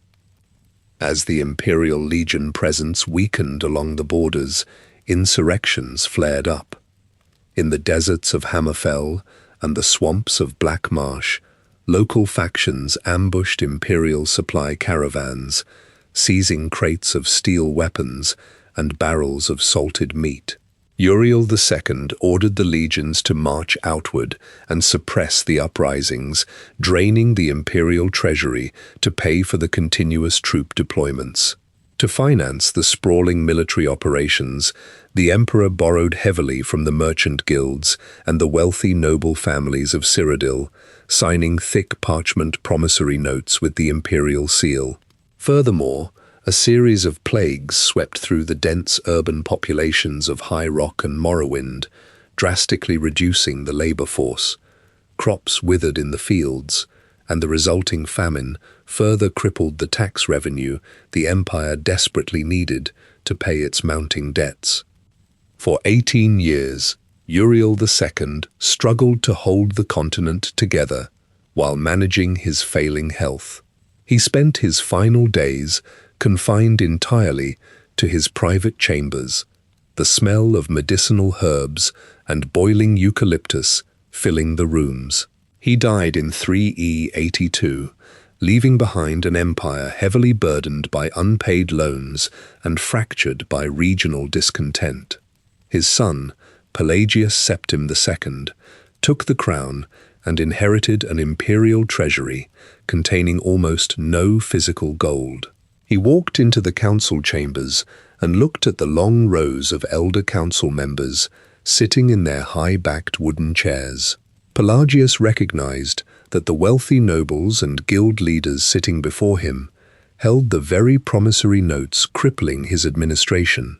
He immediately ordered the imperial guards to physically clear the room. The guards gripped their halberds and marched the entirely dismissed elder council out into the stone corridors. Pelagius II then issued a new decree to the wealthiest families across Tamriel. He announced that he would reinstate any council member willing to pay a massive sum of solid gold directly to the ruby throne. The former councillors and regional kings loaded their wooden wagons with heavy gold bars and minted coins, driving them back to the imperial city to purchase their seats of power. The emperor used this sudden influx of hard currency to immediately pay off the debts incurred by his father, stabilizing the economy and bringing the legions back under strict imperial control. He spent his 17-year reign balancing the books, completely focused on the financial ledgers rather than military conquests. When he died in 3E98, he passed the throne to his son Antiochus, completely unaware that his other children were preparing to tear the continent apart. Pelagius II sat upon the ruby throne for 17 years, managing the imperial treasury and maintaining the extensive network of roads across the continent. During his reign, his wife gave birth to 3 children who would eventually inherit the massive wealth and deep divisions he left behind. His firstborn daughter, Potima, arrived in the imperial city with an immediate grasp for authority. Her brothers, Sepphoris and Magnus, followed shortly after. As the children grew up within the high stone walls of the imperial palace, they walked through the grand archives and watched the regional kings bow their heads in the throne room. Pelagius married off his children to prominent provincial rulers to secure political alliances. He arranged the marriage of Potima to King Mantiarco of Solitude, a wealthy Nordic kingdom in western Skyrim. Potima packed her silk dresses and rode a heavily guarded carriage north, officially taking the title of Queen of Solitude. She quickly established strict control over the local jarls, utilizing the wealth of her husband to build an extensive network of spies and loyal soldiers across the province. While Potema consolidated her power in the north, Pelagius II remained in the imperial city until his death in 3E98. Following the established line of succession, the throne passed to his eldest son. Antiochus Septim lifted the gold amulet of kings and secured it around his neck. Unlike his father, Antiochus possessed no interest in carefully balancing the ledgers or managing the daily operations of the provincial governors. He filled the high-vaulted throne room with musicians playing stringed lutes and servants carrying heavy silver trays loaded with roasted meats and imported wines. He spent the imperial treasury on massive banquets, tailoring intricate robes of dyed velvet, and expanding his personal quarters within the palace. The scribes working in the archives recorded his reign as a period of intense excess and administrative neglect, while the regional kings outside the heartland resumed stockpiling iron weapons in their local armories. Antiochus took a wife, Empress Magna, who eventually gave birth to a daughter named Quintira. Almost immediately, thick whispers circulated through the stone corridors of the palace and out into the city streets. The rumors completely dismissed Quintira's legitimacy, openly suggesting the child resulted from a secretive affair between Empress Magna and a low-ranking captain of the Imperial Guard. Servants working in the palace kitchens and guards standing watch at the gates repeated the claims, spreading the scandal far beyond the capital. Up in solitude, Queen Potema listened to these reports from her network of informants.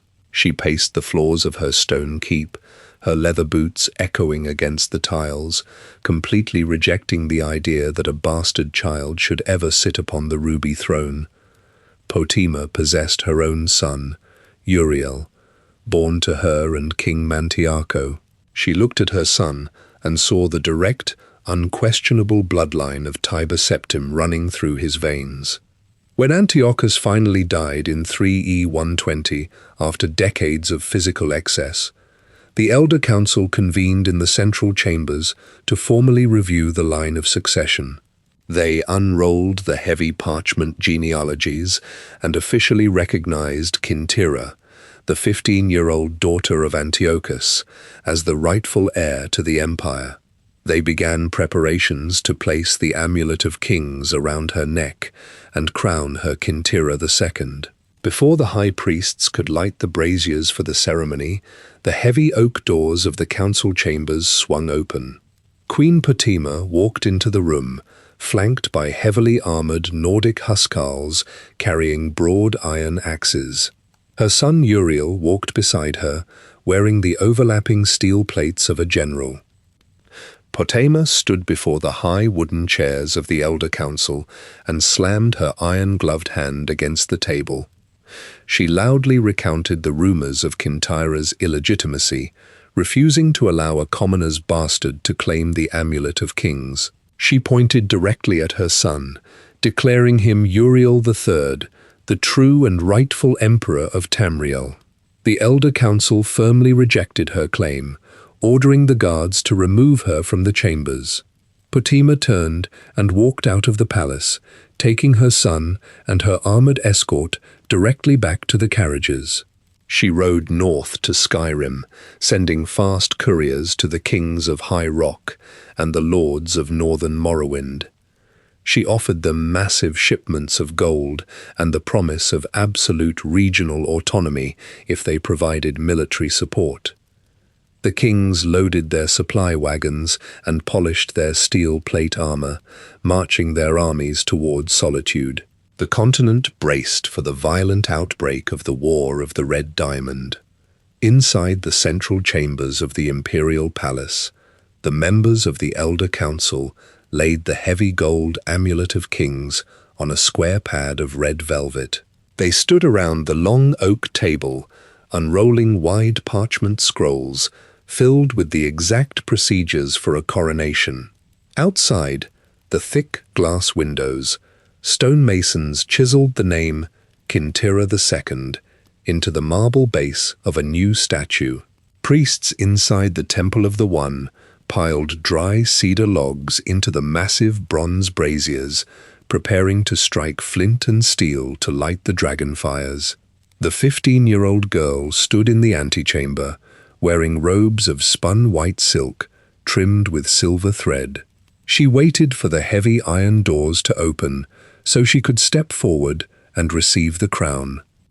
Before the priests could lower their torches to the cedar logs, the sound of marching boots echoed across the paved plazas of the imperial city. Uriel Mantiaco rode through the main gates on a heavy warhorse, wearing steel plate armor polished to a mirror finish. A massive column of Nordic infantry and Breton knights marched directly behind him, carrying wooden shields heavily painted with the red diamond crest of the Septim family.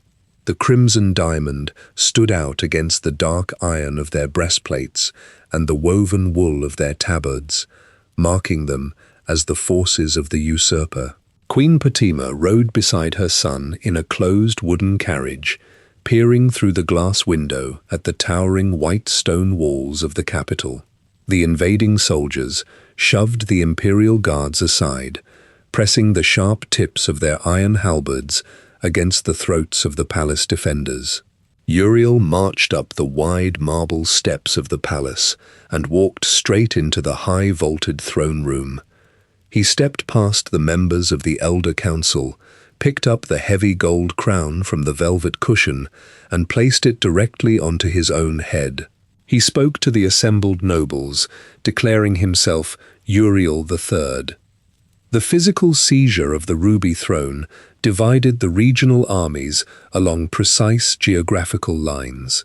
Messengers bolted from the capital on fast horses, carrying urgent letters across the provincial borders to gather support. Soldiers and generals named the massive conflict the War of the Red Diamond.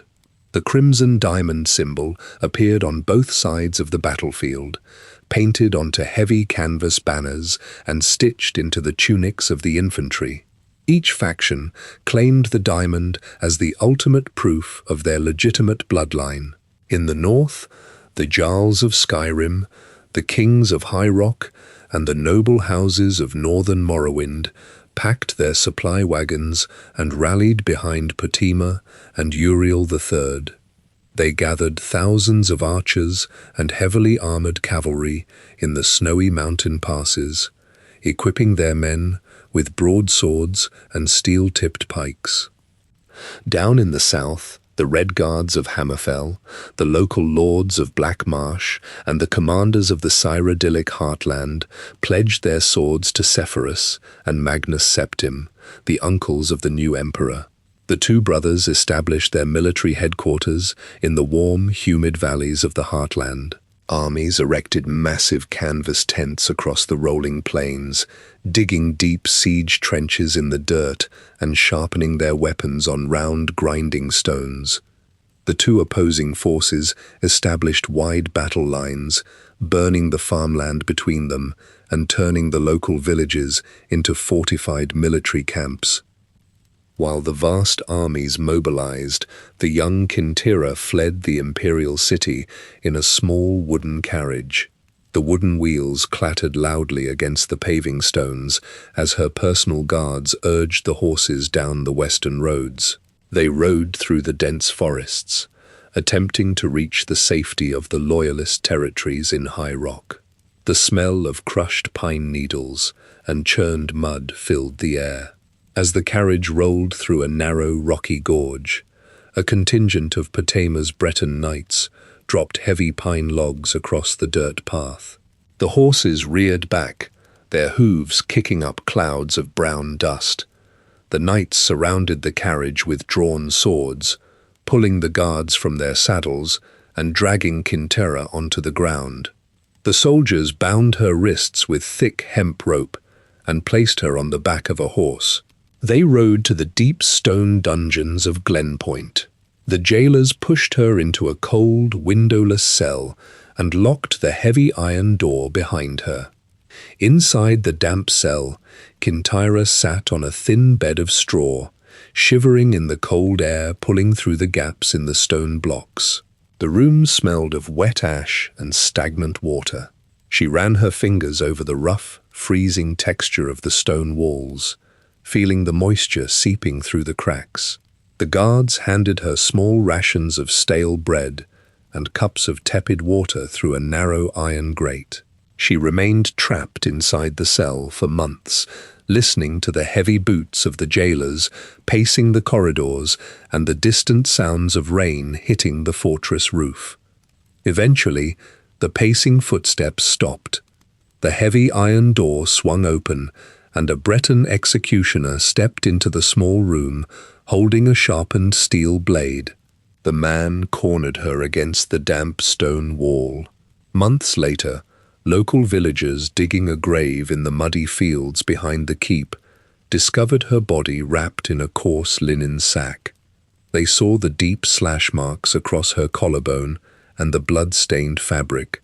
The news of her death traveled rapidly down the paved highways, eventually reaching the command tents of Sepphoris and Magnus. The brothers stood inside a large canvas pavilion, the air smelling of hot lamp oil and leather armor. They looked at the heavy iron markers representing their scattered legions. Upon hearing the news of their niece's death, Sepphoris and Magnus dismissed their diplomatic envoys and burned the peace treaties.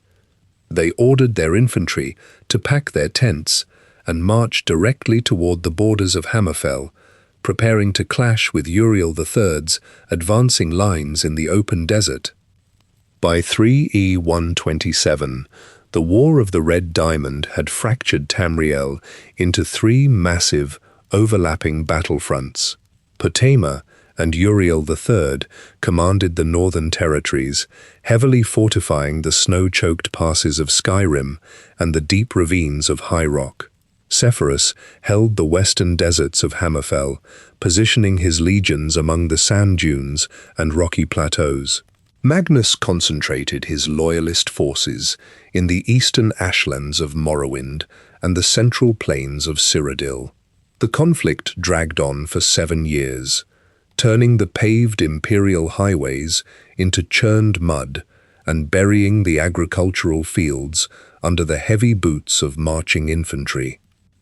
In the blistering heat of Hammerfell, Sepphoris pushed his legions out from the coastal cities and marched them directly toward the towering rock formations of Ichidag.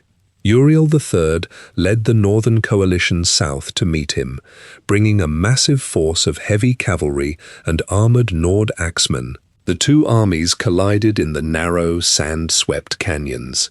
The clash of steel rang out across the desert as Sepphoris's spearmen formed tight defensive walls, digging the wooden shafts of their weapons deep into the sand. Uriel's cavalry charged the lines repeatedly, their horses rearing and screaming as the iron pikes pierced their heavy leather barding. Sepphoris rode at the head of a flanking maneuver, leading his veteran light cavalry up the steep, rocky ridges overlooking the main battle. They charged down the slope, crashing directly into the rear of Uriel's command unit. The impact shattered the wooden shields of the royal guard. Sepphoris's soldiers pulled Uriel III directly from his saddle, throwing him into the dirt and pressing the sharp tips of their halberds against his steel breastplate. With their commander captured, the Northern Coalition immediately broke formation and fled back toward the mountain passes of High Rock. Sepphoris ordered his men to strip the heavy steel plates from his nephew. They bound Uriel's wrists with thick iron chains and loaded him into the back of a wooden prison cart. Sepphoris intended to haul the usurper back to the imperial city and drag him before the Elder Council for a formal trial. The caravan rolled out of the desert and entered the dense forests of the heartland. As they passed through a small, mud-walled village, a massive crowd of local farmers and displaced merchants blocked the road. The civilians carried pitchforks, heavy wooden clubs, and iron torches. Blaming the usurper for the destruction of their crops and the deaths of their conscripted sons, the mob surged past the imperial guards. They climbed onto the wooden cart, dragging Uriel down onto the cobblestones. The crowd beat the captive emperor to death in the street, leaving his body bruised and broken in the mud. Hundreds of miles to the east, on the exact same day, Potima led her own army against Magnus Septim. The two forces met at the Battle of Falconstar, a wide, open plain in the borders of Skyrim.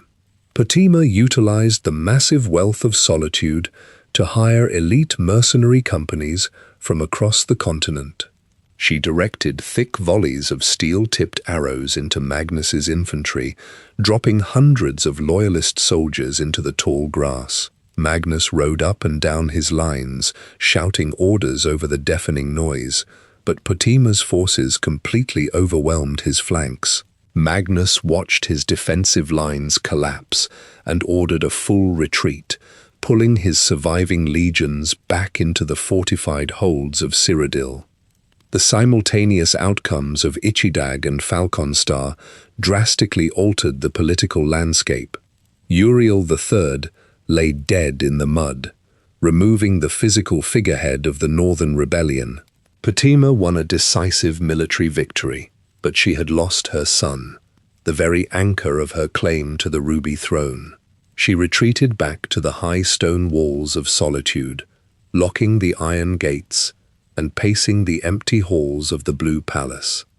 Down in the imperial city, the Elder Council convened in the central chambers.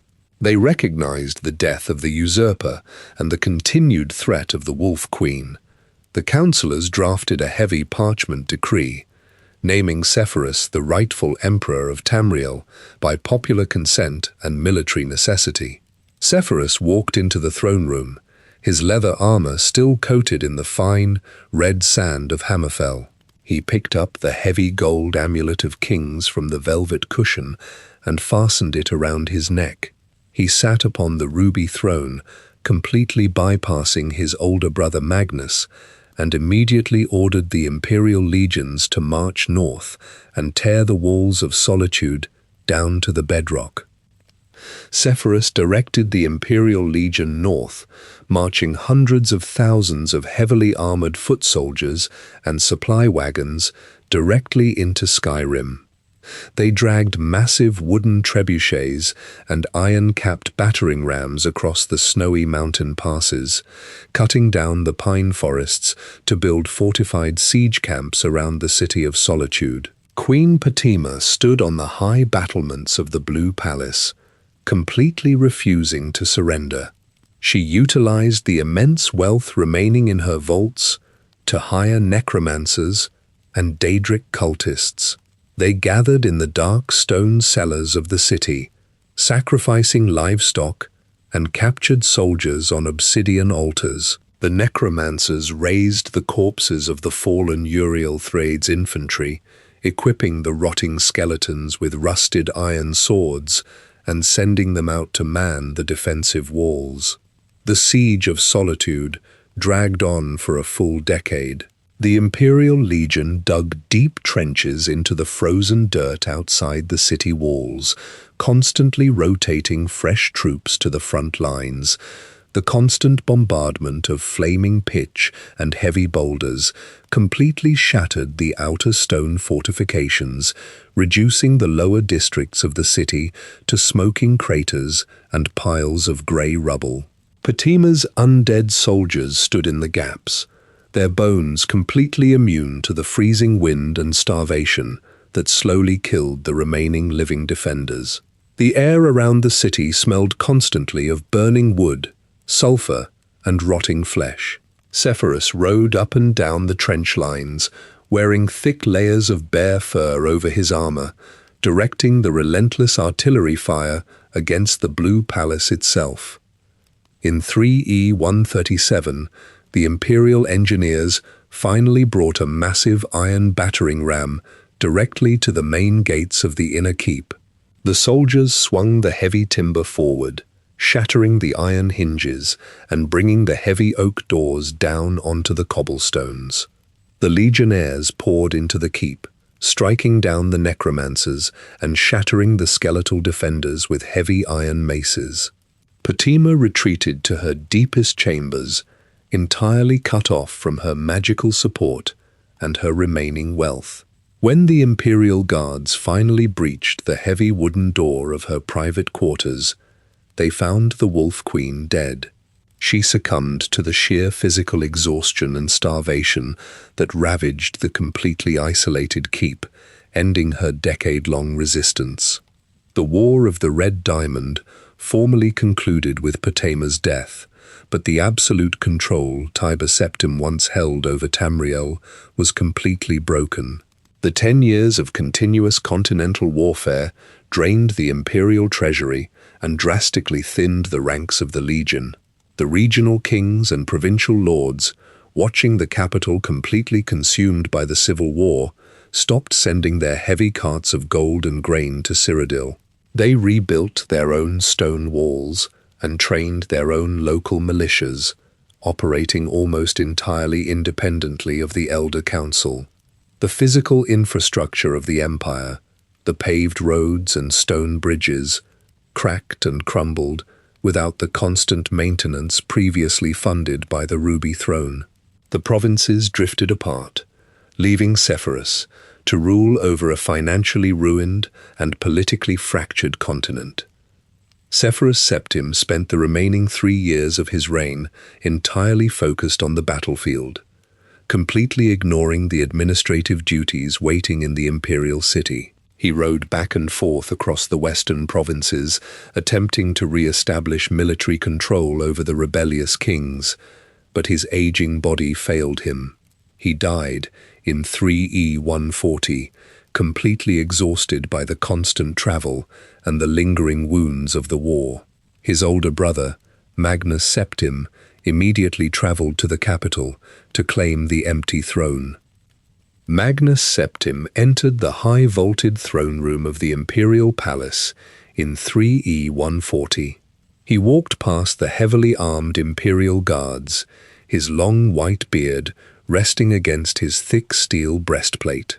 He lifted the heavy gold amulet of kings from the velvet cushion, fastened it around his neck, and sat upon the ruby throne. The Elder Council immediately spread thick parchment ledgers across the oak table, detailing the massive financial deficits and the physical destruction of the provincial infrastructure caused by the War of the Red Diamond. Magnus pushed the economic reports aside. He spent his entire 5-year reign focused exclusively on punishing the regional kings who had supported Fatima and his nephew. He dispatched Imperial Legion detachments directly into the northern provinces. The soldiers hauled heavy iron chains and portable wooden gallows into the city squares of High Rock and Skyrim. Magnus ordered his officers to publicly execute the traitorous kings and seize their stone keeps. The imperial tax collectors emptied the regional vaults, packing gold bars and silver coins into heavy wagons and driving them back to Cyrodiil to partially refill the depleted imperial treasury. The harsh purges kept the surviving lords entirely focused on their own survival, allowing Magnus to reassert absolute military authority over the continent. He died in 3E145, leaving the physical machinery of the empire intact, but handing the crown to a son, utterly incapable of operating it. Pelagius Septim III arrived in the imperial city to receive the Amulet of Kings following his father's death. Unlike Magnus, who had commanded legions across the battlefields of Morrowind, Pelagius spent his youth serving as the nominal king of solitude. The citizens of Skyrim regularly witnessed his strange behavior in the streets of the northern city. He stood completely still in the market squares for hours, staring directly at the stone walls without blinking, or suddenly broke into loud, jagged laughter during completely silent religious ceremonies. When he walked into the high-vaulted throne room of Cyrodiil to accept the heavy gold crown, the scribes in the archives immediately began recording the erratic physical movements of the newly anointed emperor. Pelagius III completely dismantled the strict decorum of the Ruby Throne. During a formal diplomatic summit with an Argonian ambassador from Blackmarsh, the emperor refused to speak the common tongue. He sat sideways in the stone chair, gripping his knees to his chest, and responded to the ambassador's trade proposals by loudly grunting and imitating the physical movements of a swamp frog. When members of the Elder Council stepped forward to present the tax ledgers, Pelagius lunged from the throne and bit down hard on the heavy wool robes of the High Chancellor. The imperial guards had to physically pry the emperor's teeth off the screaming politician. The scribes filled their daily reports with detailed accounts of his completely unpredictable behavior, quickly applying the permanent moniker Pelagius the Mad. He developed a severe obsession with cleanliness that completely paralyzed his ability to govern. He ordered the palace servants to scrub the heavy marble floors of the central corridors over and over again, threatening to lock the maids in the deep cellars if he spotted a single grain of dirt on the white stone. He refused to hold the gold amulet of kings directly against his skin, tightly wrapping his neck in heavy layers of silk bandages before securing the clasp.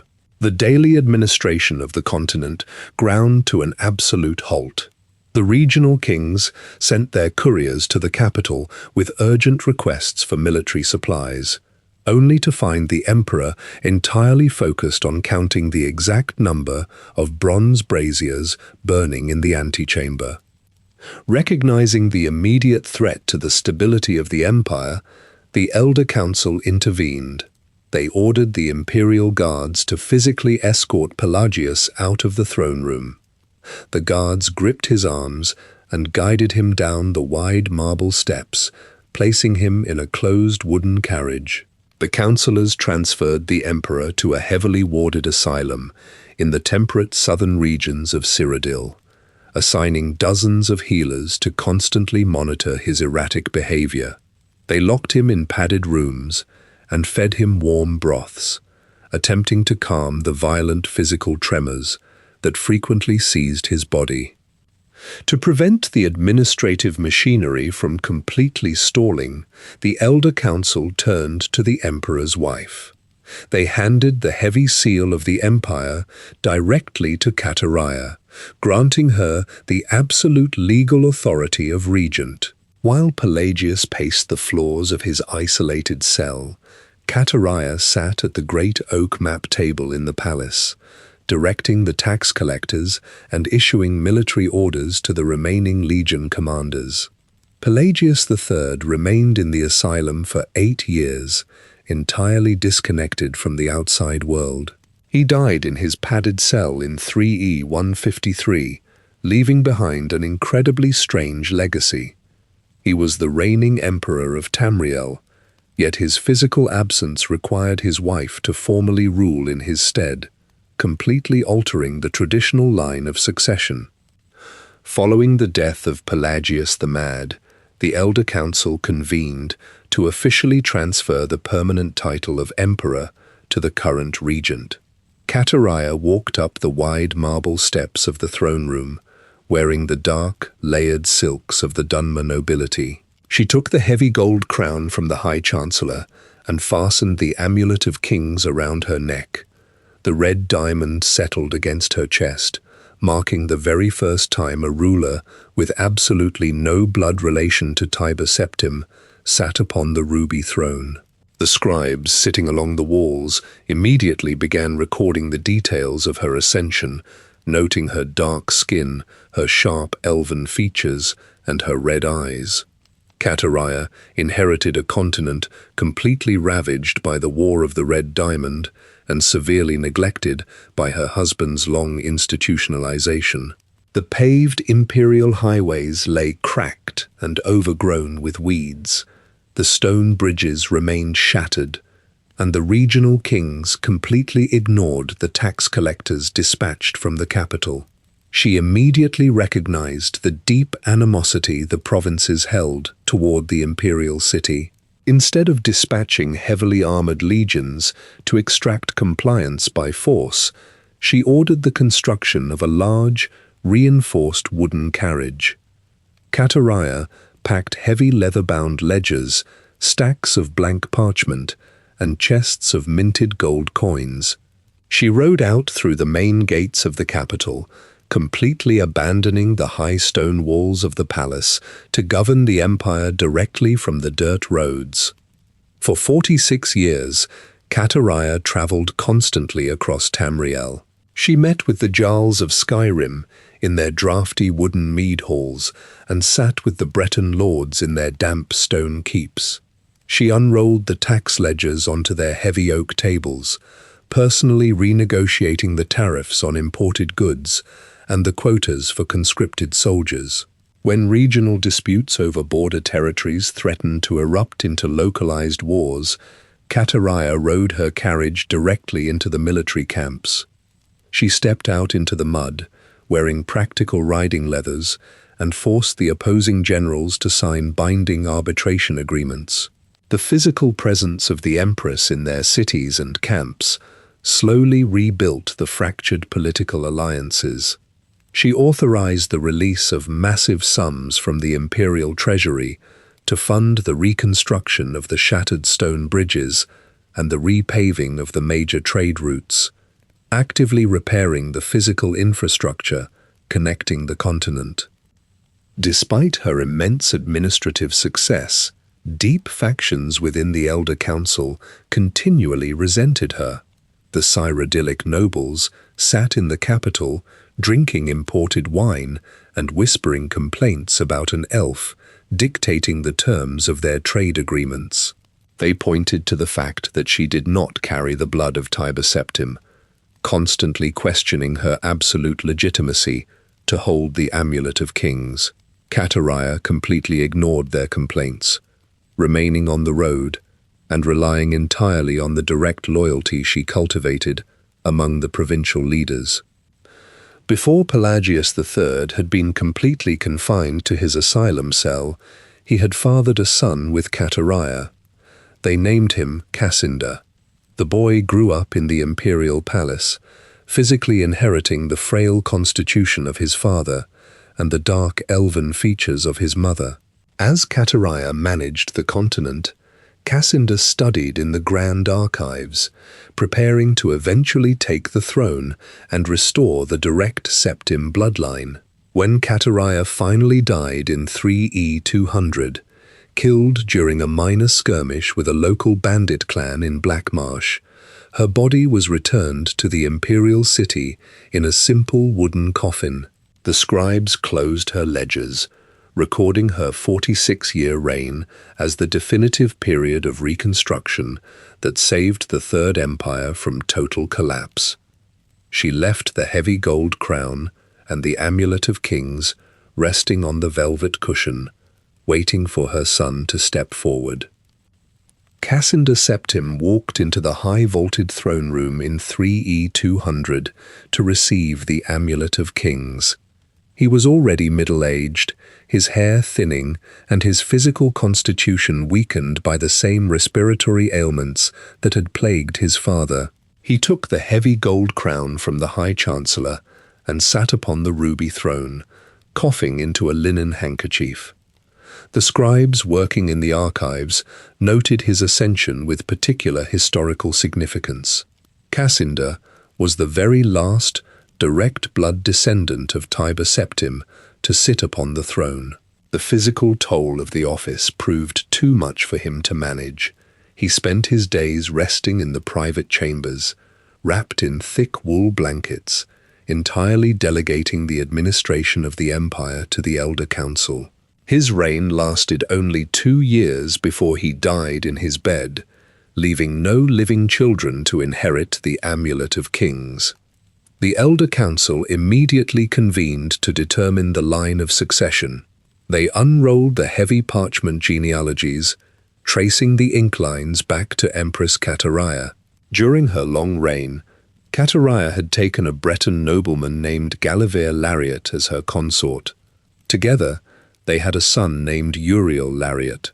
The councillors traced this line and formally offered the crown to Uriel, determining he represented the closest legal link to the throne through his mother's previous administration.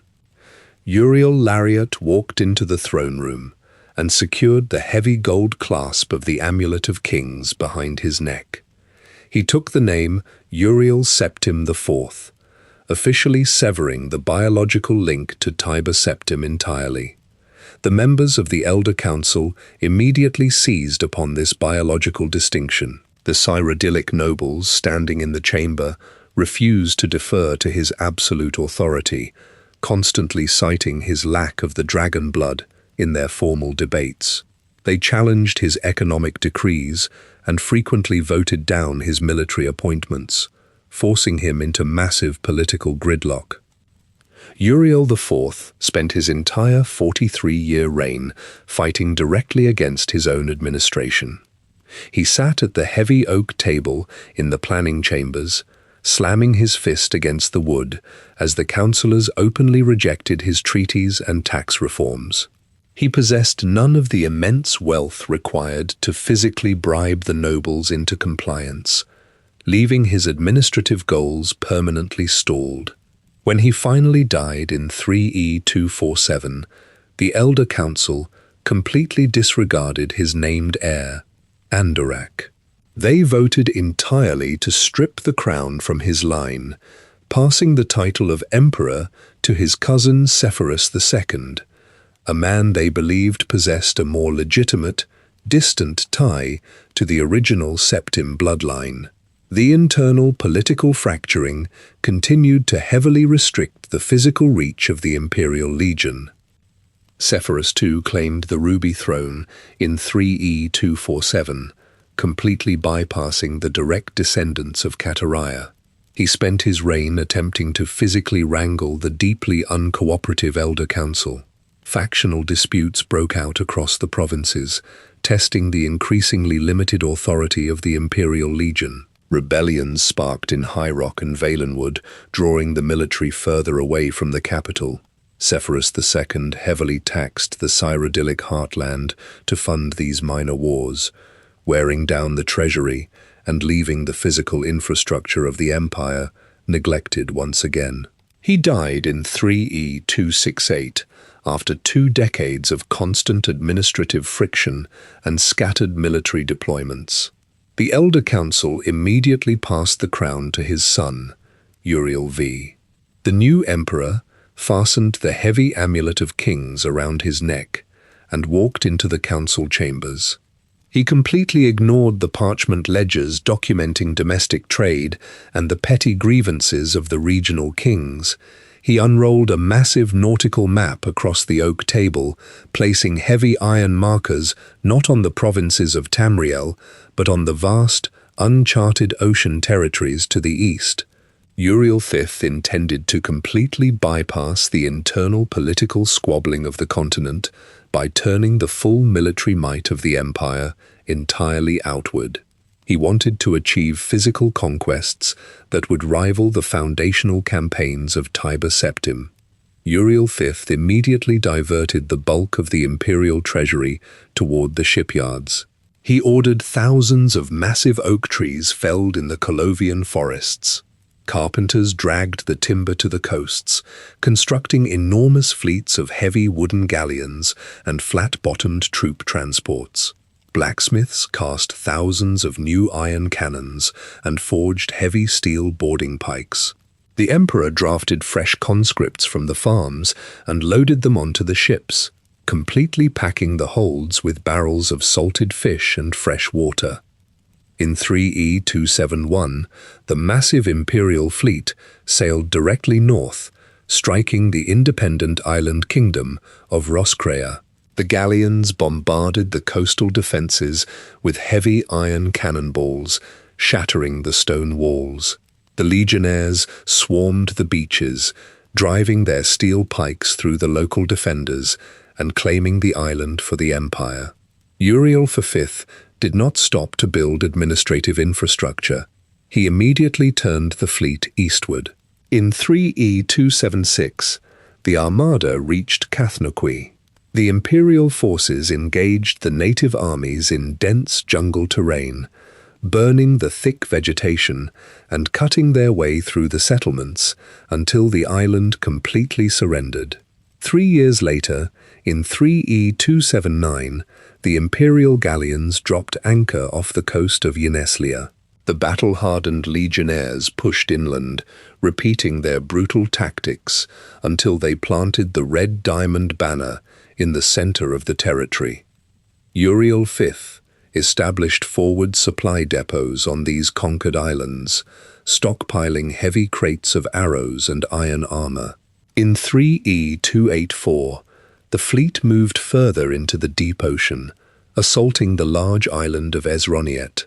The imperial forces established a massive beachhead and spent months systematically dismantling the local military structures.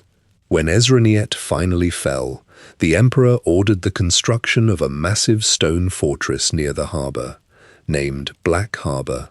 He intended to use it as the final staging ground for his ultimate target. Uriel V stood on the docks of Black Harbor, looking out over the dark water toward the absolute edge of the known maps. He pointed his iron-gloved hand toward Akavir, the massive, completely alien continent that had repeatedly invaded Tamriel in the previous eras. He planned to reverse the historical flow of conquest. He ordered the shipwrights to repair the damaged galleons and directed his generals to load every available legionnaire onto the transport ships. The emperor intended to sail an invasion force directly into the heart of the Serpent Men, launching the most ambitious military campaign in the history of the Septim dynasty. The massive fleet of wooden galleons left the docks of Black Harbor and sailed eastward across the deep water of the Padomaic Ocean. Wind filled the heavy canvas sails, and salt spray coated the iron cannons lining the decks. In the year 3E288, the ships dropped their heavy iron anchors off the western coast of Akavir. Thousands of imperial legionnaires waded through the shallow surf, carrying steel pikes, heavy crossbows, and rolled canvas tents onto the grey sand. Uriel V marched at the front of the column, his steel plate armor shining under the sun. The army moved inland through dense, humid jungles and wide river valleys. They discovered completely deserted settlements, featuring sloping wooden roofs and curving stone architecture. The emperor directed his forces to occupy 2 massive river cities. He ordered his stonemasons to chisel the red diamond of the Septim dynasty over the main gates, renaming the settlements Septimia and Ionith. The engineers immediately began constructing wooden palisades and deep trenches around the stone perimeters.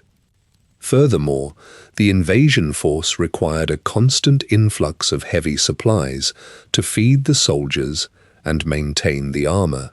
Uriel V relied heavily on the galleons sailing back and forth between the Akaviri coast and the established supply depots on Ezroniet.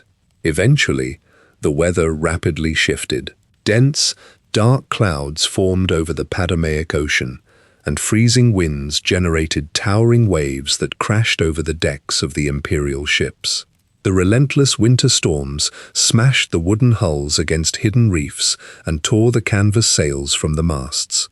The massive waves halted the ocean crossing, severing the supply lines entirely. Inside the walls of Ionith, the quartermasters opened the wooden crates in the storehouses and found the remaining wheat sprouting thick black mold. The legionnaires planted local seeds in the muddy soil outside the walls, and the sudden frost killed the stalks as they sprouted.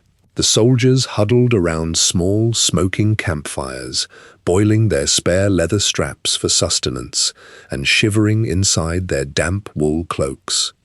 Meanwhile, the native inhabitants of the continent emerged from the dense tree lines. The Tsaishchi stepped out of the heavy foliage. These tall serpentine warriors wore overlapping scales of hardened golden metal and carried extremely long single-edged swords forged with a severe curve. They moved fluidly through the thick underbrush, bypassing the open fields entirely to ambush the flanks of the marching infantry columns.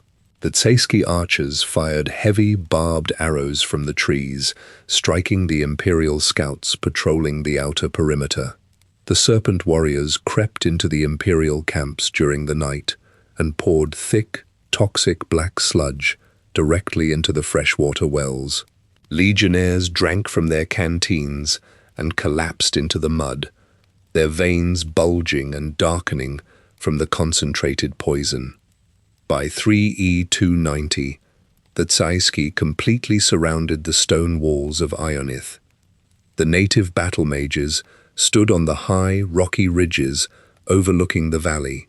They manipulated the atmospheric currents, summoning continuous freezing rain and violent lightning strikes to suppress the Imperial archers and block the reinforcing ships from approaching the coast.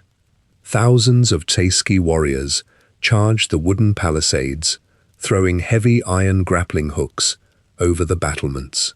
The starving Imperial defenders stood on the high walls, their iron breastplates completely coated in orange rust. They thrust their heavy pikes down into the climbing attackers, dislodging the scaled warriors and sending them falling into the muddy trenches below. The Tsaishchi engineers pushed massive battering rams, capped with bronze serpent heads, directly against the main gates of the city. The thick wooden doors splintered, and the iron hinges snapped off the stone columns. Consequently, the scaled warriors poured through the shattered gateway and flooded the narrow cobblestone streets. Uriel V stood in the center of the main plaza, surrounded by his elite royal guard. He issued strict orders to the surviving officers, instructing them to load the wounded soldiers onto the small, flat-bottomed riverboats and push off into the current. He gripped his heavy broadsword and stepped forward to hold the plaza. The Emperor swung his steel blade in wide, heavy arcs, cutting through the golden scales of the advancing Tsaishchi and cleaving their curved swords in half. The sheer mass of native warriors pressed the Imperial guards back against the stone walls of the surrounding buildings. Subsequently, heavy barbed arrows rained down from the rooftops, piercing the gaps in the Emperor's steel plates. The Tsaishchi infantry lunged forward, driving multiple curved blades directly into Uriel Five's chest and stomach. He dropped his broadsword onto the stones and collapsed into the bloody mud. The surviving officers pushed the last wooden boats away from the docks, using long wooden poles to row frantically down the river toward the ocean. They looked back and saw the Tsaishchi swarming over the fallen emperor, securing absolute physical control over the city. The few surviving Imperial galleons, anchored at the river mouth, pulled the retreating men from the water and raised their patched sails. They navigated through the breaking storms and returned to Tamriel, carrying the physical remnants of the shattered legions and the accounts of the Emperor's death on foreign soil. Ultimately, the accounts of the Emperor's death reached the capital shortly after the ships docked. The Elder Council gathered in the high-vaulted chambers, looking at the empty ruby throne.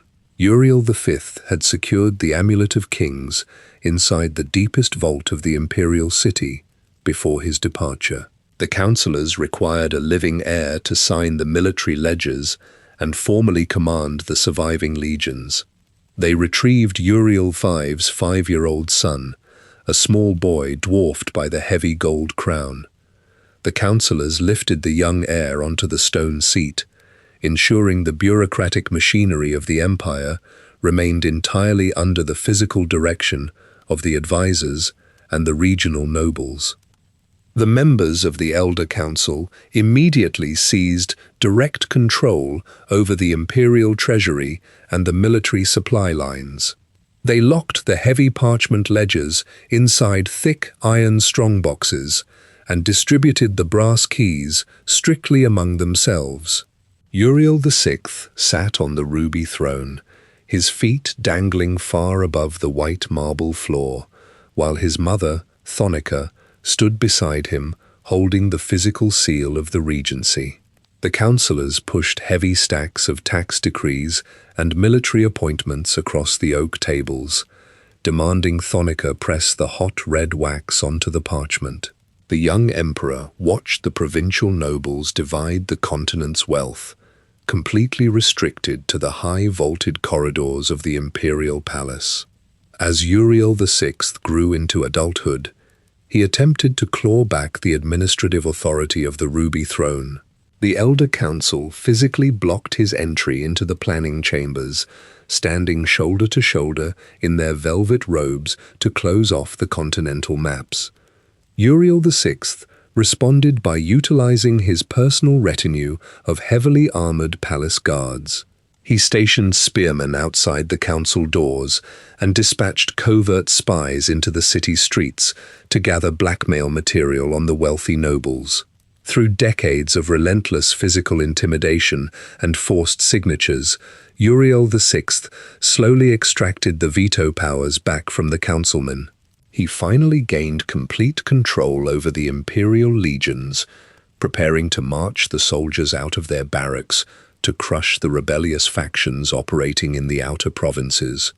While preparing to issue the marching orders, Uriel VI mounted a massive war horse in the stone courtyards of the capital. The animal reared back, kicking its hooves wildly into the air. The emperor slipped from the leather saddle and plummeted to the ground. He struck the rough cobblestones, and the frightened horse trampled his chest, crushing his ribs and driving the bone splinters into his lungs.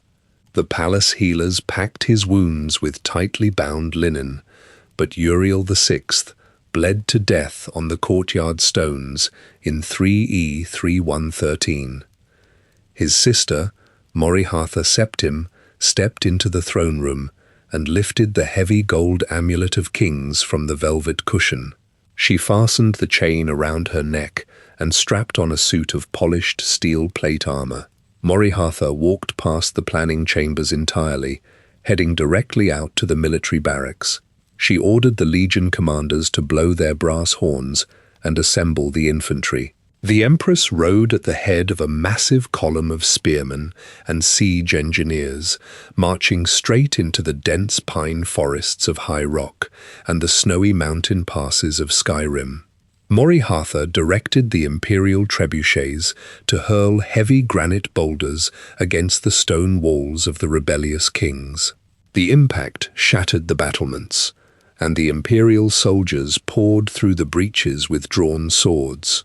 She captured the rogue jarls, stripped them of their iron crowns, and hauled chests of minted gold back to the imperial city. She used this confiscated wealth to hire fresh mercenaries and construct massive new supply ships, physically binding the distant provinces back to the central authority of Cyrodiil.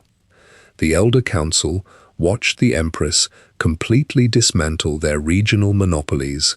In 3E 339, an Argonian assassin slipped past the palace guards and entered Morihatha's private chambers. The assassin drew a curved steel dagger coated in nightshade and drove the blade deeply into the Empress's back. She collapsed onto the woven rugs, bleeding to death beside her wooden desk. The imperial guards tracked the assassin's movements and arrested Thoricles Romus, a wealthy councilman sitting in the planning chambers. The guards dragged Romus to the executioner's block in the center of the capital, forcing his head down onto the stained wood. The executioner swung a heavy iron broadaxe, completely severing the councilman's head from his shoulders. The imperial guards wiped the blood from the executioner's block and brought the Amulet of Kings back into the throne room. Pelagius IV, the nephew of Morihatha, took the heavy gold jewelry and claimed the ruby throne. He inherited an army already actively marching across the continent. Pelagius IV spent the next 47 years entirely focused on the battlefield, riding a heavy warhorse through the humid swamps of Black Marsh and the grey ashlands of Morrowind. He personally supervised the construction of new stone forts along the provincial borders, driving thick wooden palisades into the dirt to completely surround the holdout territories. By the time Pelagius IV reached old age, his hands carried deep calluses from holding the leather reins, and the red diamond banners of the Septim dynasty flew over nearly every major city on the continent once again. When Pelagius IV finally died in 3E 386, his body worn down from decades of constant riding and military camp life, the Elder Council gathered in the throne room. His son, Uriel Septim VII, picked up the Amulet of Kings and secured the heavy gold clasp behind his neck. Uriel VII sat upon the ruby throne, looking out over a fully unified, heavily armed empire. Beside the throne stood a man wearing the dark red robes of the imperial battle mage, holding a long staff of polished oak and engraved silver. Jaga Tharn watched the young emperor inspect the continental maps, calculating the precise magical formulas required to rip the crown directly from the Septim bloodline. Jaga Tharn walked into the antechamber of the imperial palace, wearing robes woven with thick strands of magica-infused silk. He carried the heavy staff of the imperial battle mage, identical to the one held by Zurin Arctus generations earlier. Tharn approached Uriel Septim VII and presented a series of complex dimensional theories, explaining a method to permanently seal the chaotic Daedric realms. The emperor, eager to secure his borders against magical incursions, agreed to participate in the ritual. Tharn led the emperor down into the deepest, warded cellars beneath the white gold tower. As Uriel VII stepped into the center of the stone summoning circle, Tharn raised his staff. He did not cast a warding spell. Instead, he ripped open a dimensional tear directly into a pocket realm of oblivion. The spatial rift expanded violently, pulling the emperor entirely off his feet and sucking him into the void. Tharn closed the portal, leaving the emperor trapped in an alternate dimension. Tharn immediately cast an advanced illusion spell over himself. His physical appearance shifted, his facial structure and hair perfectly mimicking the features of Uriel VII. He walked out of the cellar, placed the Amulet of Kings around his neck, and sat upon the ruby throne. For the next 10 years, a period known as the Imperial Simulacrum, Jaga Tharn ruled the entire continent, wearing the face of the emperor. He systematically dismissed the loyal generals of the Imperial Legion, replacing them with heavily armed mercenaries and magical constructs bound to his specific commands. He ignored the provincial tax ledgers, allowing the regional kings to immediately resume their border wars. High Rock and Hammerfell engaged in a bloody 5-year conflict, entirely unnoticed by the capital. Tharn spent his days in the imperial archives, poring over ancient texts detailing the location of the Staff of Chaos, the singular artifact capable of breaking his illusion and freeing the true emperor.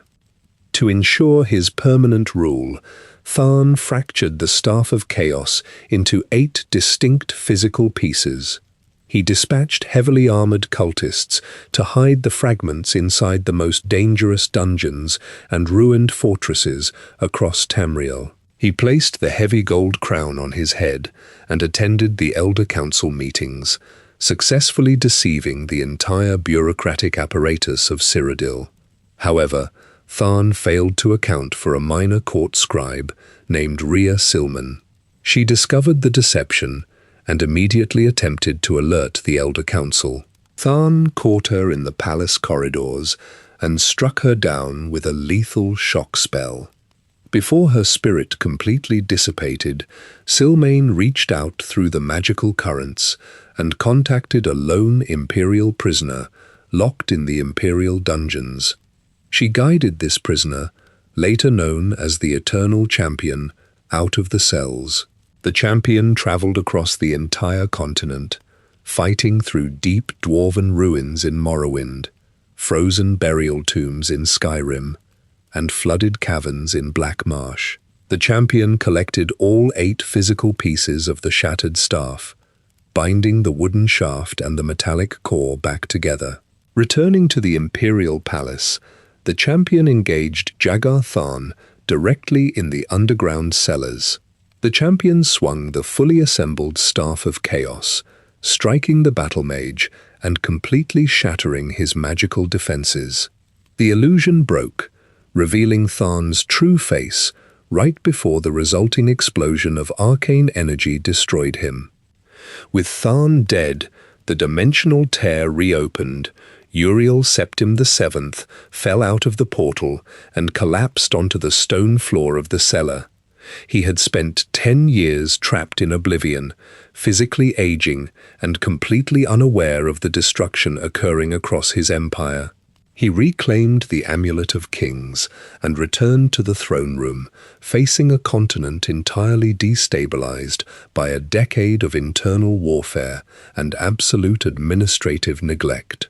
Uriel VII spent the rest of his long reign frantically attempting to repair the physical damage caused by the simulacrum, dispatching the remaining legions to quell the ongoing provincial wars. He relied heavily on specialized agents, utilizing the blades to secretly manipulate the regional conflicts in High Rock and Morrowind, striving to glue the fractured empire back together through espionage and targeted military strikes. Uriel Septim VII finally emerged from the dimensional portal in 3E399, his face heavily lined and his hair completely grayed. He took the Amulet of Kings from the bloody body of Jagar Tharn and stepped back out into the corridors of the Imperial Palace. The decades spent entirely trapped in oblivion permanently altered the Emperor's approach to governance. He no longer trusted the massive standing armies of the Imperial Legion or the deeply entrenched members of the Elder Council. Instead, Uriel VII turned entirely to the Blades, his elite, secretive network of personal bodyguards and intelligence agents. He issued his commands directly to these operatives in quiet, isolated chambers, sending them out across the continent, wearing civilian clothes and carrying hidden daggers. The Emperor utilized the Blades to manipulate the regional conflicts that Tharn had allowed to completely spiral out of control. In High Rock, the numerous petty kings constantly warred over tiny parcels of borderland, keeping the western province heavily militarized and completely unstable. Uriel VII sent his agents directly into the Iliac Bay region, carrying a powerful, ancient artifact known as the Totem of Tiber Septim. The resulting political and magical fallout, historically recorded as the Miracle of Peace, entirely collapsed the dozens of warring city-states. The scattered territories completely consolidated into just 3 massive, easily managed kingdoms: Daggerfall, Wayrest, and Orsinium. Uriel VII achieved absolute stability in the west without marching a single legionnaire out of their barracks. He applied this exact same strategy of covert manipulation to the eastern province of Morrowind. The ancient volcanic island of Vardenfell remained entirely controlled by the deeply isolationist Tribunal Temple, heavily restricting imperial trade and completely ignoring imperial law. The Emperor examined the prophecies of the local Ashlander tribes, identifying a deeply held belief regarding the reincarnation of an ancient Dunmer hero. He sifted through the imperial prisons, looking for an individual who exactly matched the physical requirements of the prophecy. He found a prisoner and placed them on a small wooden ship bound directly for the docks of Septim. He released the prisoner into the volatile political landscape of the island, entirely expecting them to dismantle the religious authority of the tribunal from the inside. The ensuing conflict completely shattered the power of the living gods, allowing the imperial administration to push their tax collectors and garrison commanders deeper into the ashlands. As Uriel VII managed these massive covert operations, the continent faced an entirely new external threat. In 3E433, heavy storm clouds gathered directly over the cities of Cyrodiil. The sky turned an unnatural, bruised purple, and the air smelled heavily of sulfur and burnt copper. Massive, jagged portals of swirling red energy ripped open outside the stone walls of the settlements. Towering Daedric siege engines, constructed from spiked black iron and burning slag, crawled out of the portals. Hundreds of heavily armored Daedra, wielding serrated broadswords and casting destructive fire magic, marched directly out of the Oblivion Gates and assaulted the Imperial garrisons. The Mythic Dawn, a deeply secretive cult entirely dedicated to the Daedric prince Mehrunes Dagon, had completely disabled the magical wards protecting Tamriel. The cultists infiltrated the imperial palace itself. They wore simple civilian clothes over their heavy robes, moving silently through the stone corridors. They carried curved steel daggers coated in thick poison. The assassins ambushed the emperor's 3 legitimate sons in their private chambers, cutting them down before the palace guards could draw their halberds. The direct bloodline of Uriel VII was completely severed in a single night. The surviving blades rushed the aging emperor down into the deepest subterranean tunnels beneath the white gold tower, attempting to smuggle him out of the city through the damp, moss-covered escape routes. As they moved through the dark stone corridors, the assassins dropped from the high archways. A cultist drove a steel blade directly into the back of Uriel VII. The emperor collapsed onto the wet stone tiles. Before the assassins could take the Amulet of Kings from his neck, Uriel VII unlatched the heavy gold clasp. He pressed the red diamond directly into the hands of a passing prisoner who had become entirely caught up in the chaotic escape. The emperor gave the prisoner a single, final order: find the last remaining heir of the Septim bloodline. Uriel VII died on the cold stones, plunging the continent directly into the Oblivion crisis. The prisoner, clutching the heavy gold Amulet of Kings, fled through the damp sewage tunnels beneath the imperial city. The prisoner navigated the slick cobblestones and emerged into the dense forests of the heartland. Following the final commands of Uriel VII, the surviving blades tracked the specific lineage of the emperor. They traveled west to the hilltop city of Kvatch. Inside a small stone chapel, they located Martin. He wore the rough-spun wool robes of a priest of Akatosh. He spent his days lighting tallow candles and sweeping the stone floors, entirely believing his father was an ordinary farmer. The blades approached him, bowed their heads, and presented the heavy gold necklace featuring the massive red diamond. They informed the priest that the blood of Tiber Septim flowed directly through his veins. Before they could bring Martin back to the capital, the sky above Kvatch turned a bruised, dark purple. A massive, jagged tear in the fabric of the world opened directly outside the city gates. Towering Daedric siege engines with iron treads rolled out of the fiery portal. Heavily armored Dremora poured into the streets, swinging serrated greatswords. They set fire to the wooden houses and slaughtered the town guards. The blades grabbed Martin by his wool robes and pulled him out of the burning city, hauling him onto a warhorse. They rode hard into the snowy peaks of the Gerald Mountains, locking him inside the high stone walls of Cloud Ruler Temple for protection. While Martin studied ancient leather-bound tomes to find a way to close the portals, the Daedric invasion completely covered the continent.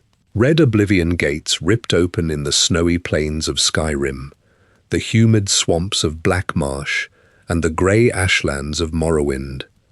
Daedric infantry marched through the breaches, turning the provincial settlements into piles of smoking rubble and charred timber.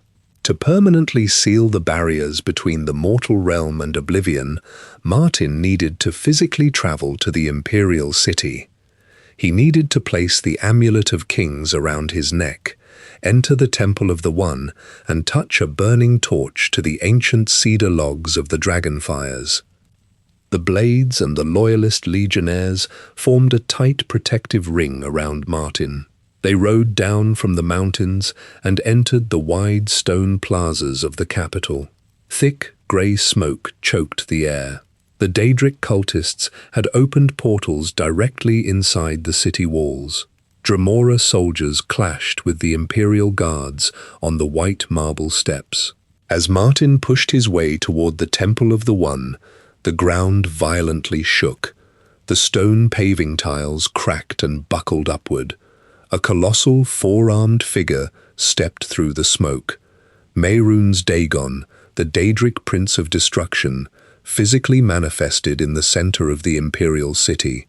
He stood hundreds of feet tall, his red skin heavily muscled, and his 4 hands gripping massive curved iron axes. He swung the axes into the stone pillars of the surrounding manors, collapsing the heavy slate roofs into the streets. Martin looked up at the towering Daedric prince. He saw the shattered stone and the burning buildings. He realized the standard ritual of lighting the dragonfires would fail against a prince already standing entirely within the mortal realm. Martin ran up the marble steps and entered the ruined interior of the Temple of the One. He pulled the heavy gold Amulet of Kings from his neck. He held the massive red diamond in his hands. He raised the ancient artifact high above his head and smashed it directly onto the hard stone floor of the temple altar. The gold prongs snapped. The central red diamond shattered into thousands of jagged, glittering fragments. A blinding column of golden light erupted from the broken gemstone. The concentrated magical energy of the ancient emperors blasted through the temple roof. The light entirely enveloped Martin, dissolving his wool robes and his physical body. The magical energy expanded and solidified, taking the physical shape of a massive, golden dragon composed entirely of divine fire. The avatar of Akatosh spread its massive, glowing wings and roared. The sound wave shattered the remaining glass windows in the surrounding districts. The golden dragon launched itself into the air, flying directly at Mehrunes Dagon. The Daedric prince swung his iron axes, striking the dragon's fiery scales. The dragon lunged forward, sinking its massive teeth directly into the red flesh of Dagon's neck. The two colossal figures tore at each other above the burning streets. The dragon ripped its claws through the prince's chest, forcing Dagon backward.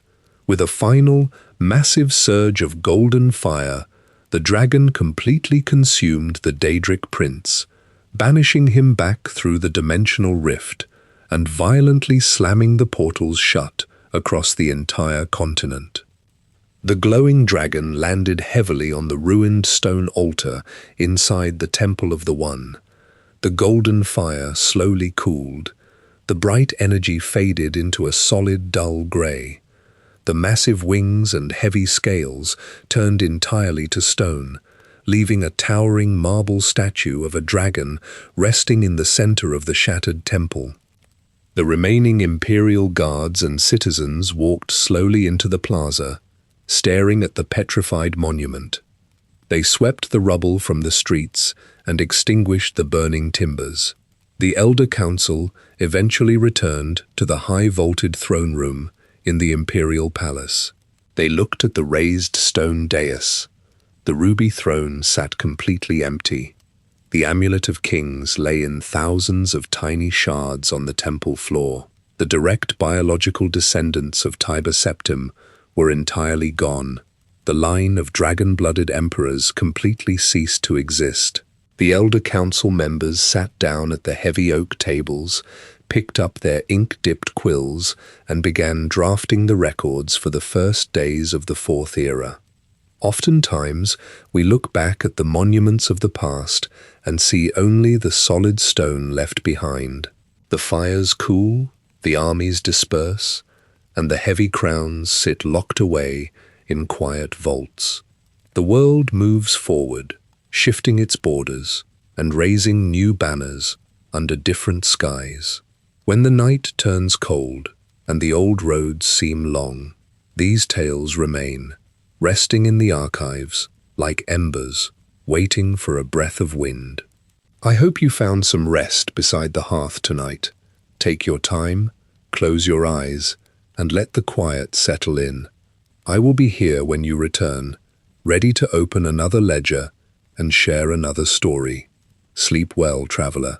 May your road lead you to warm sands.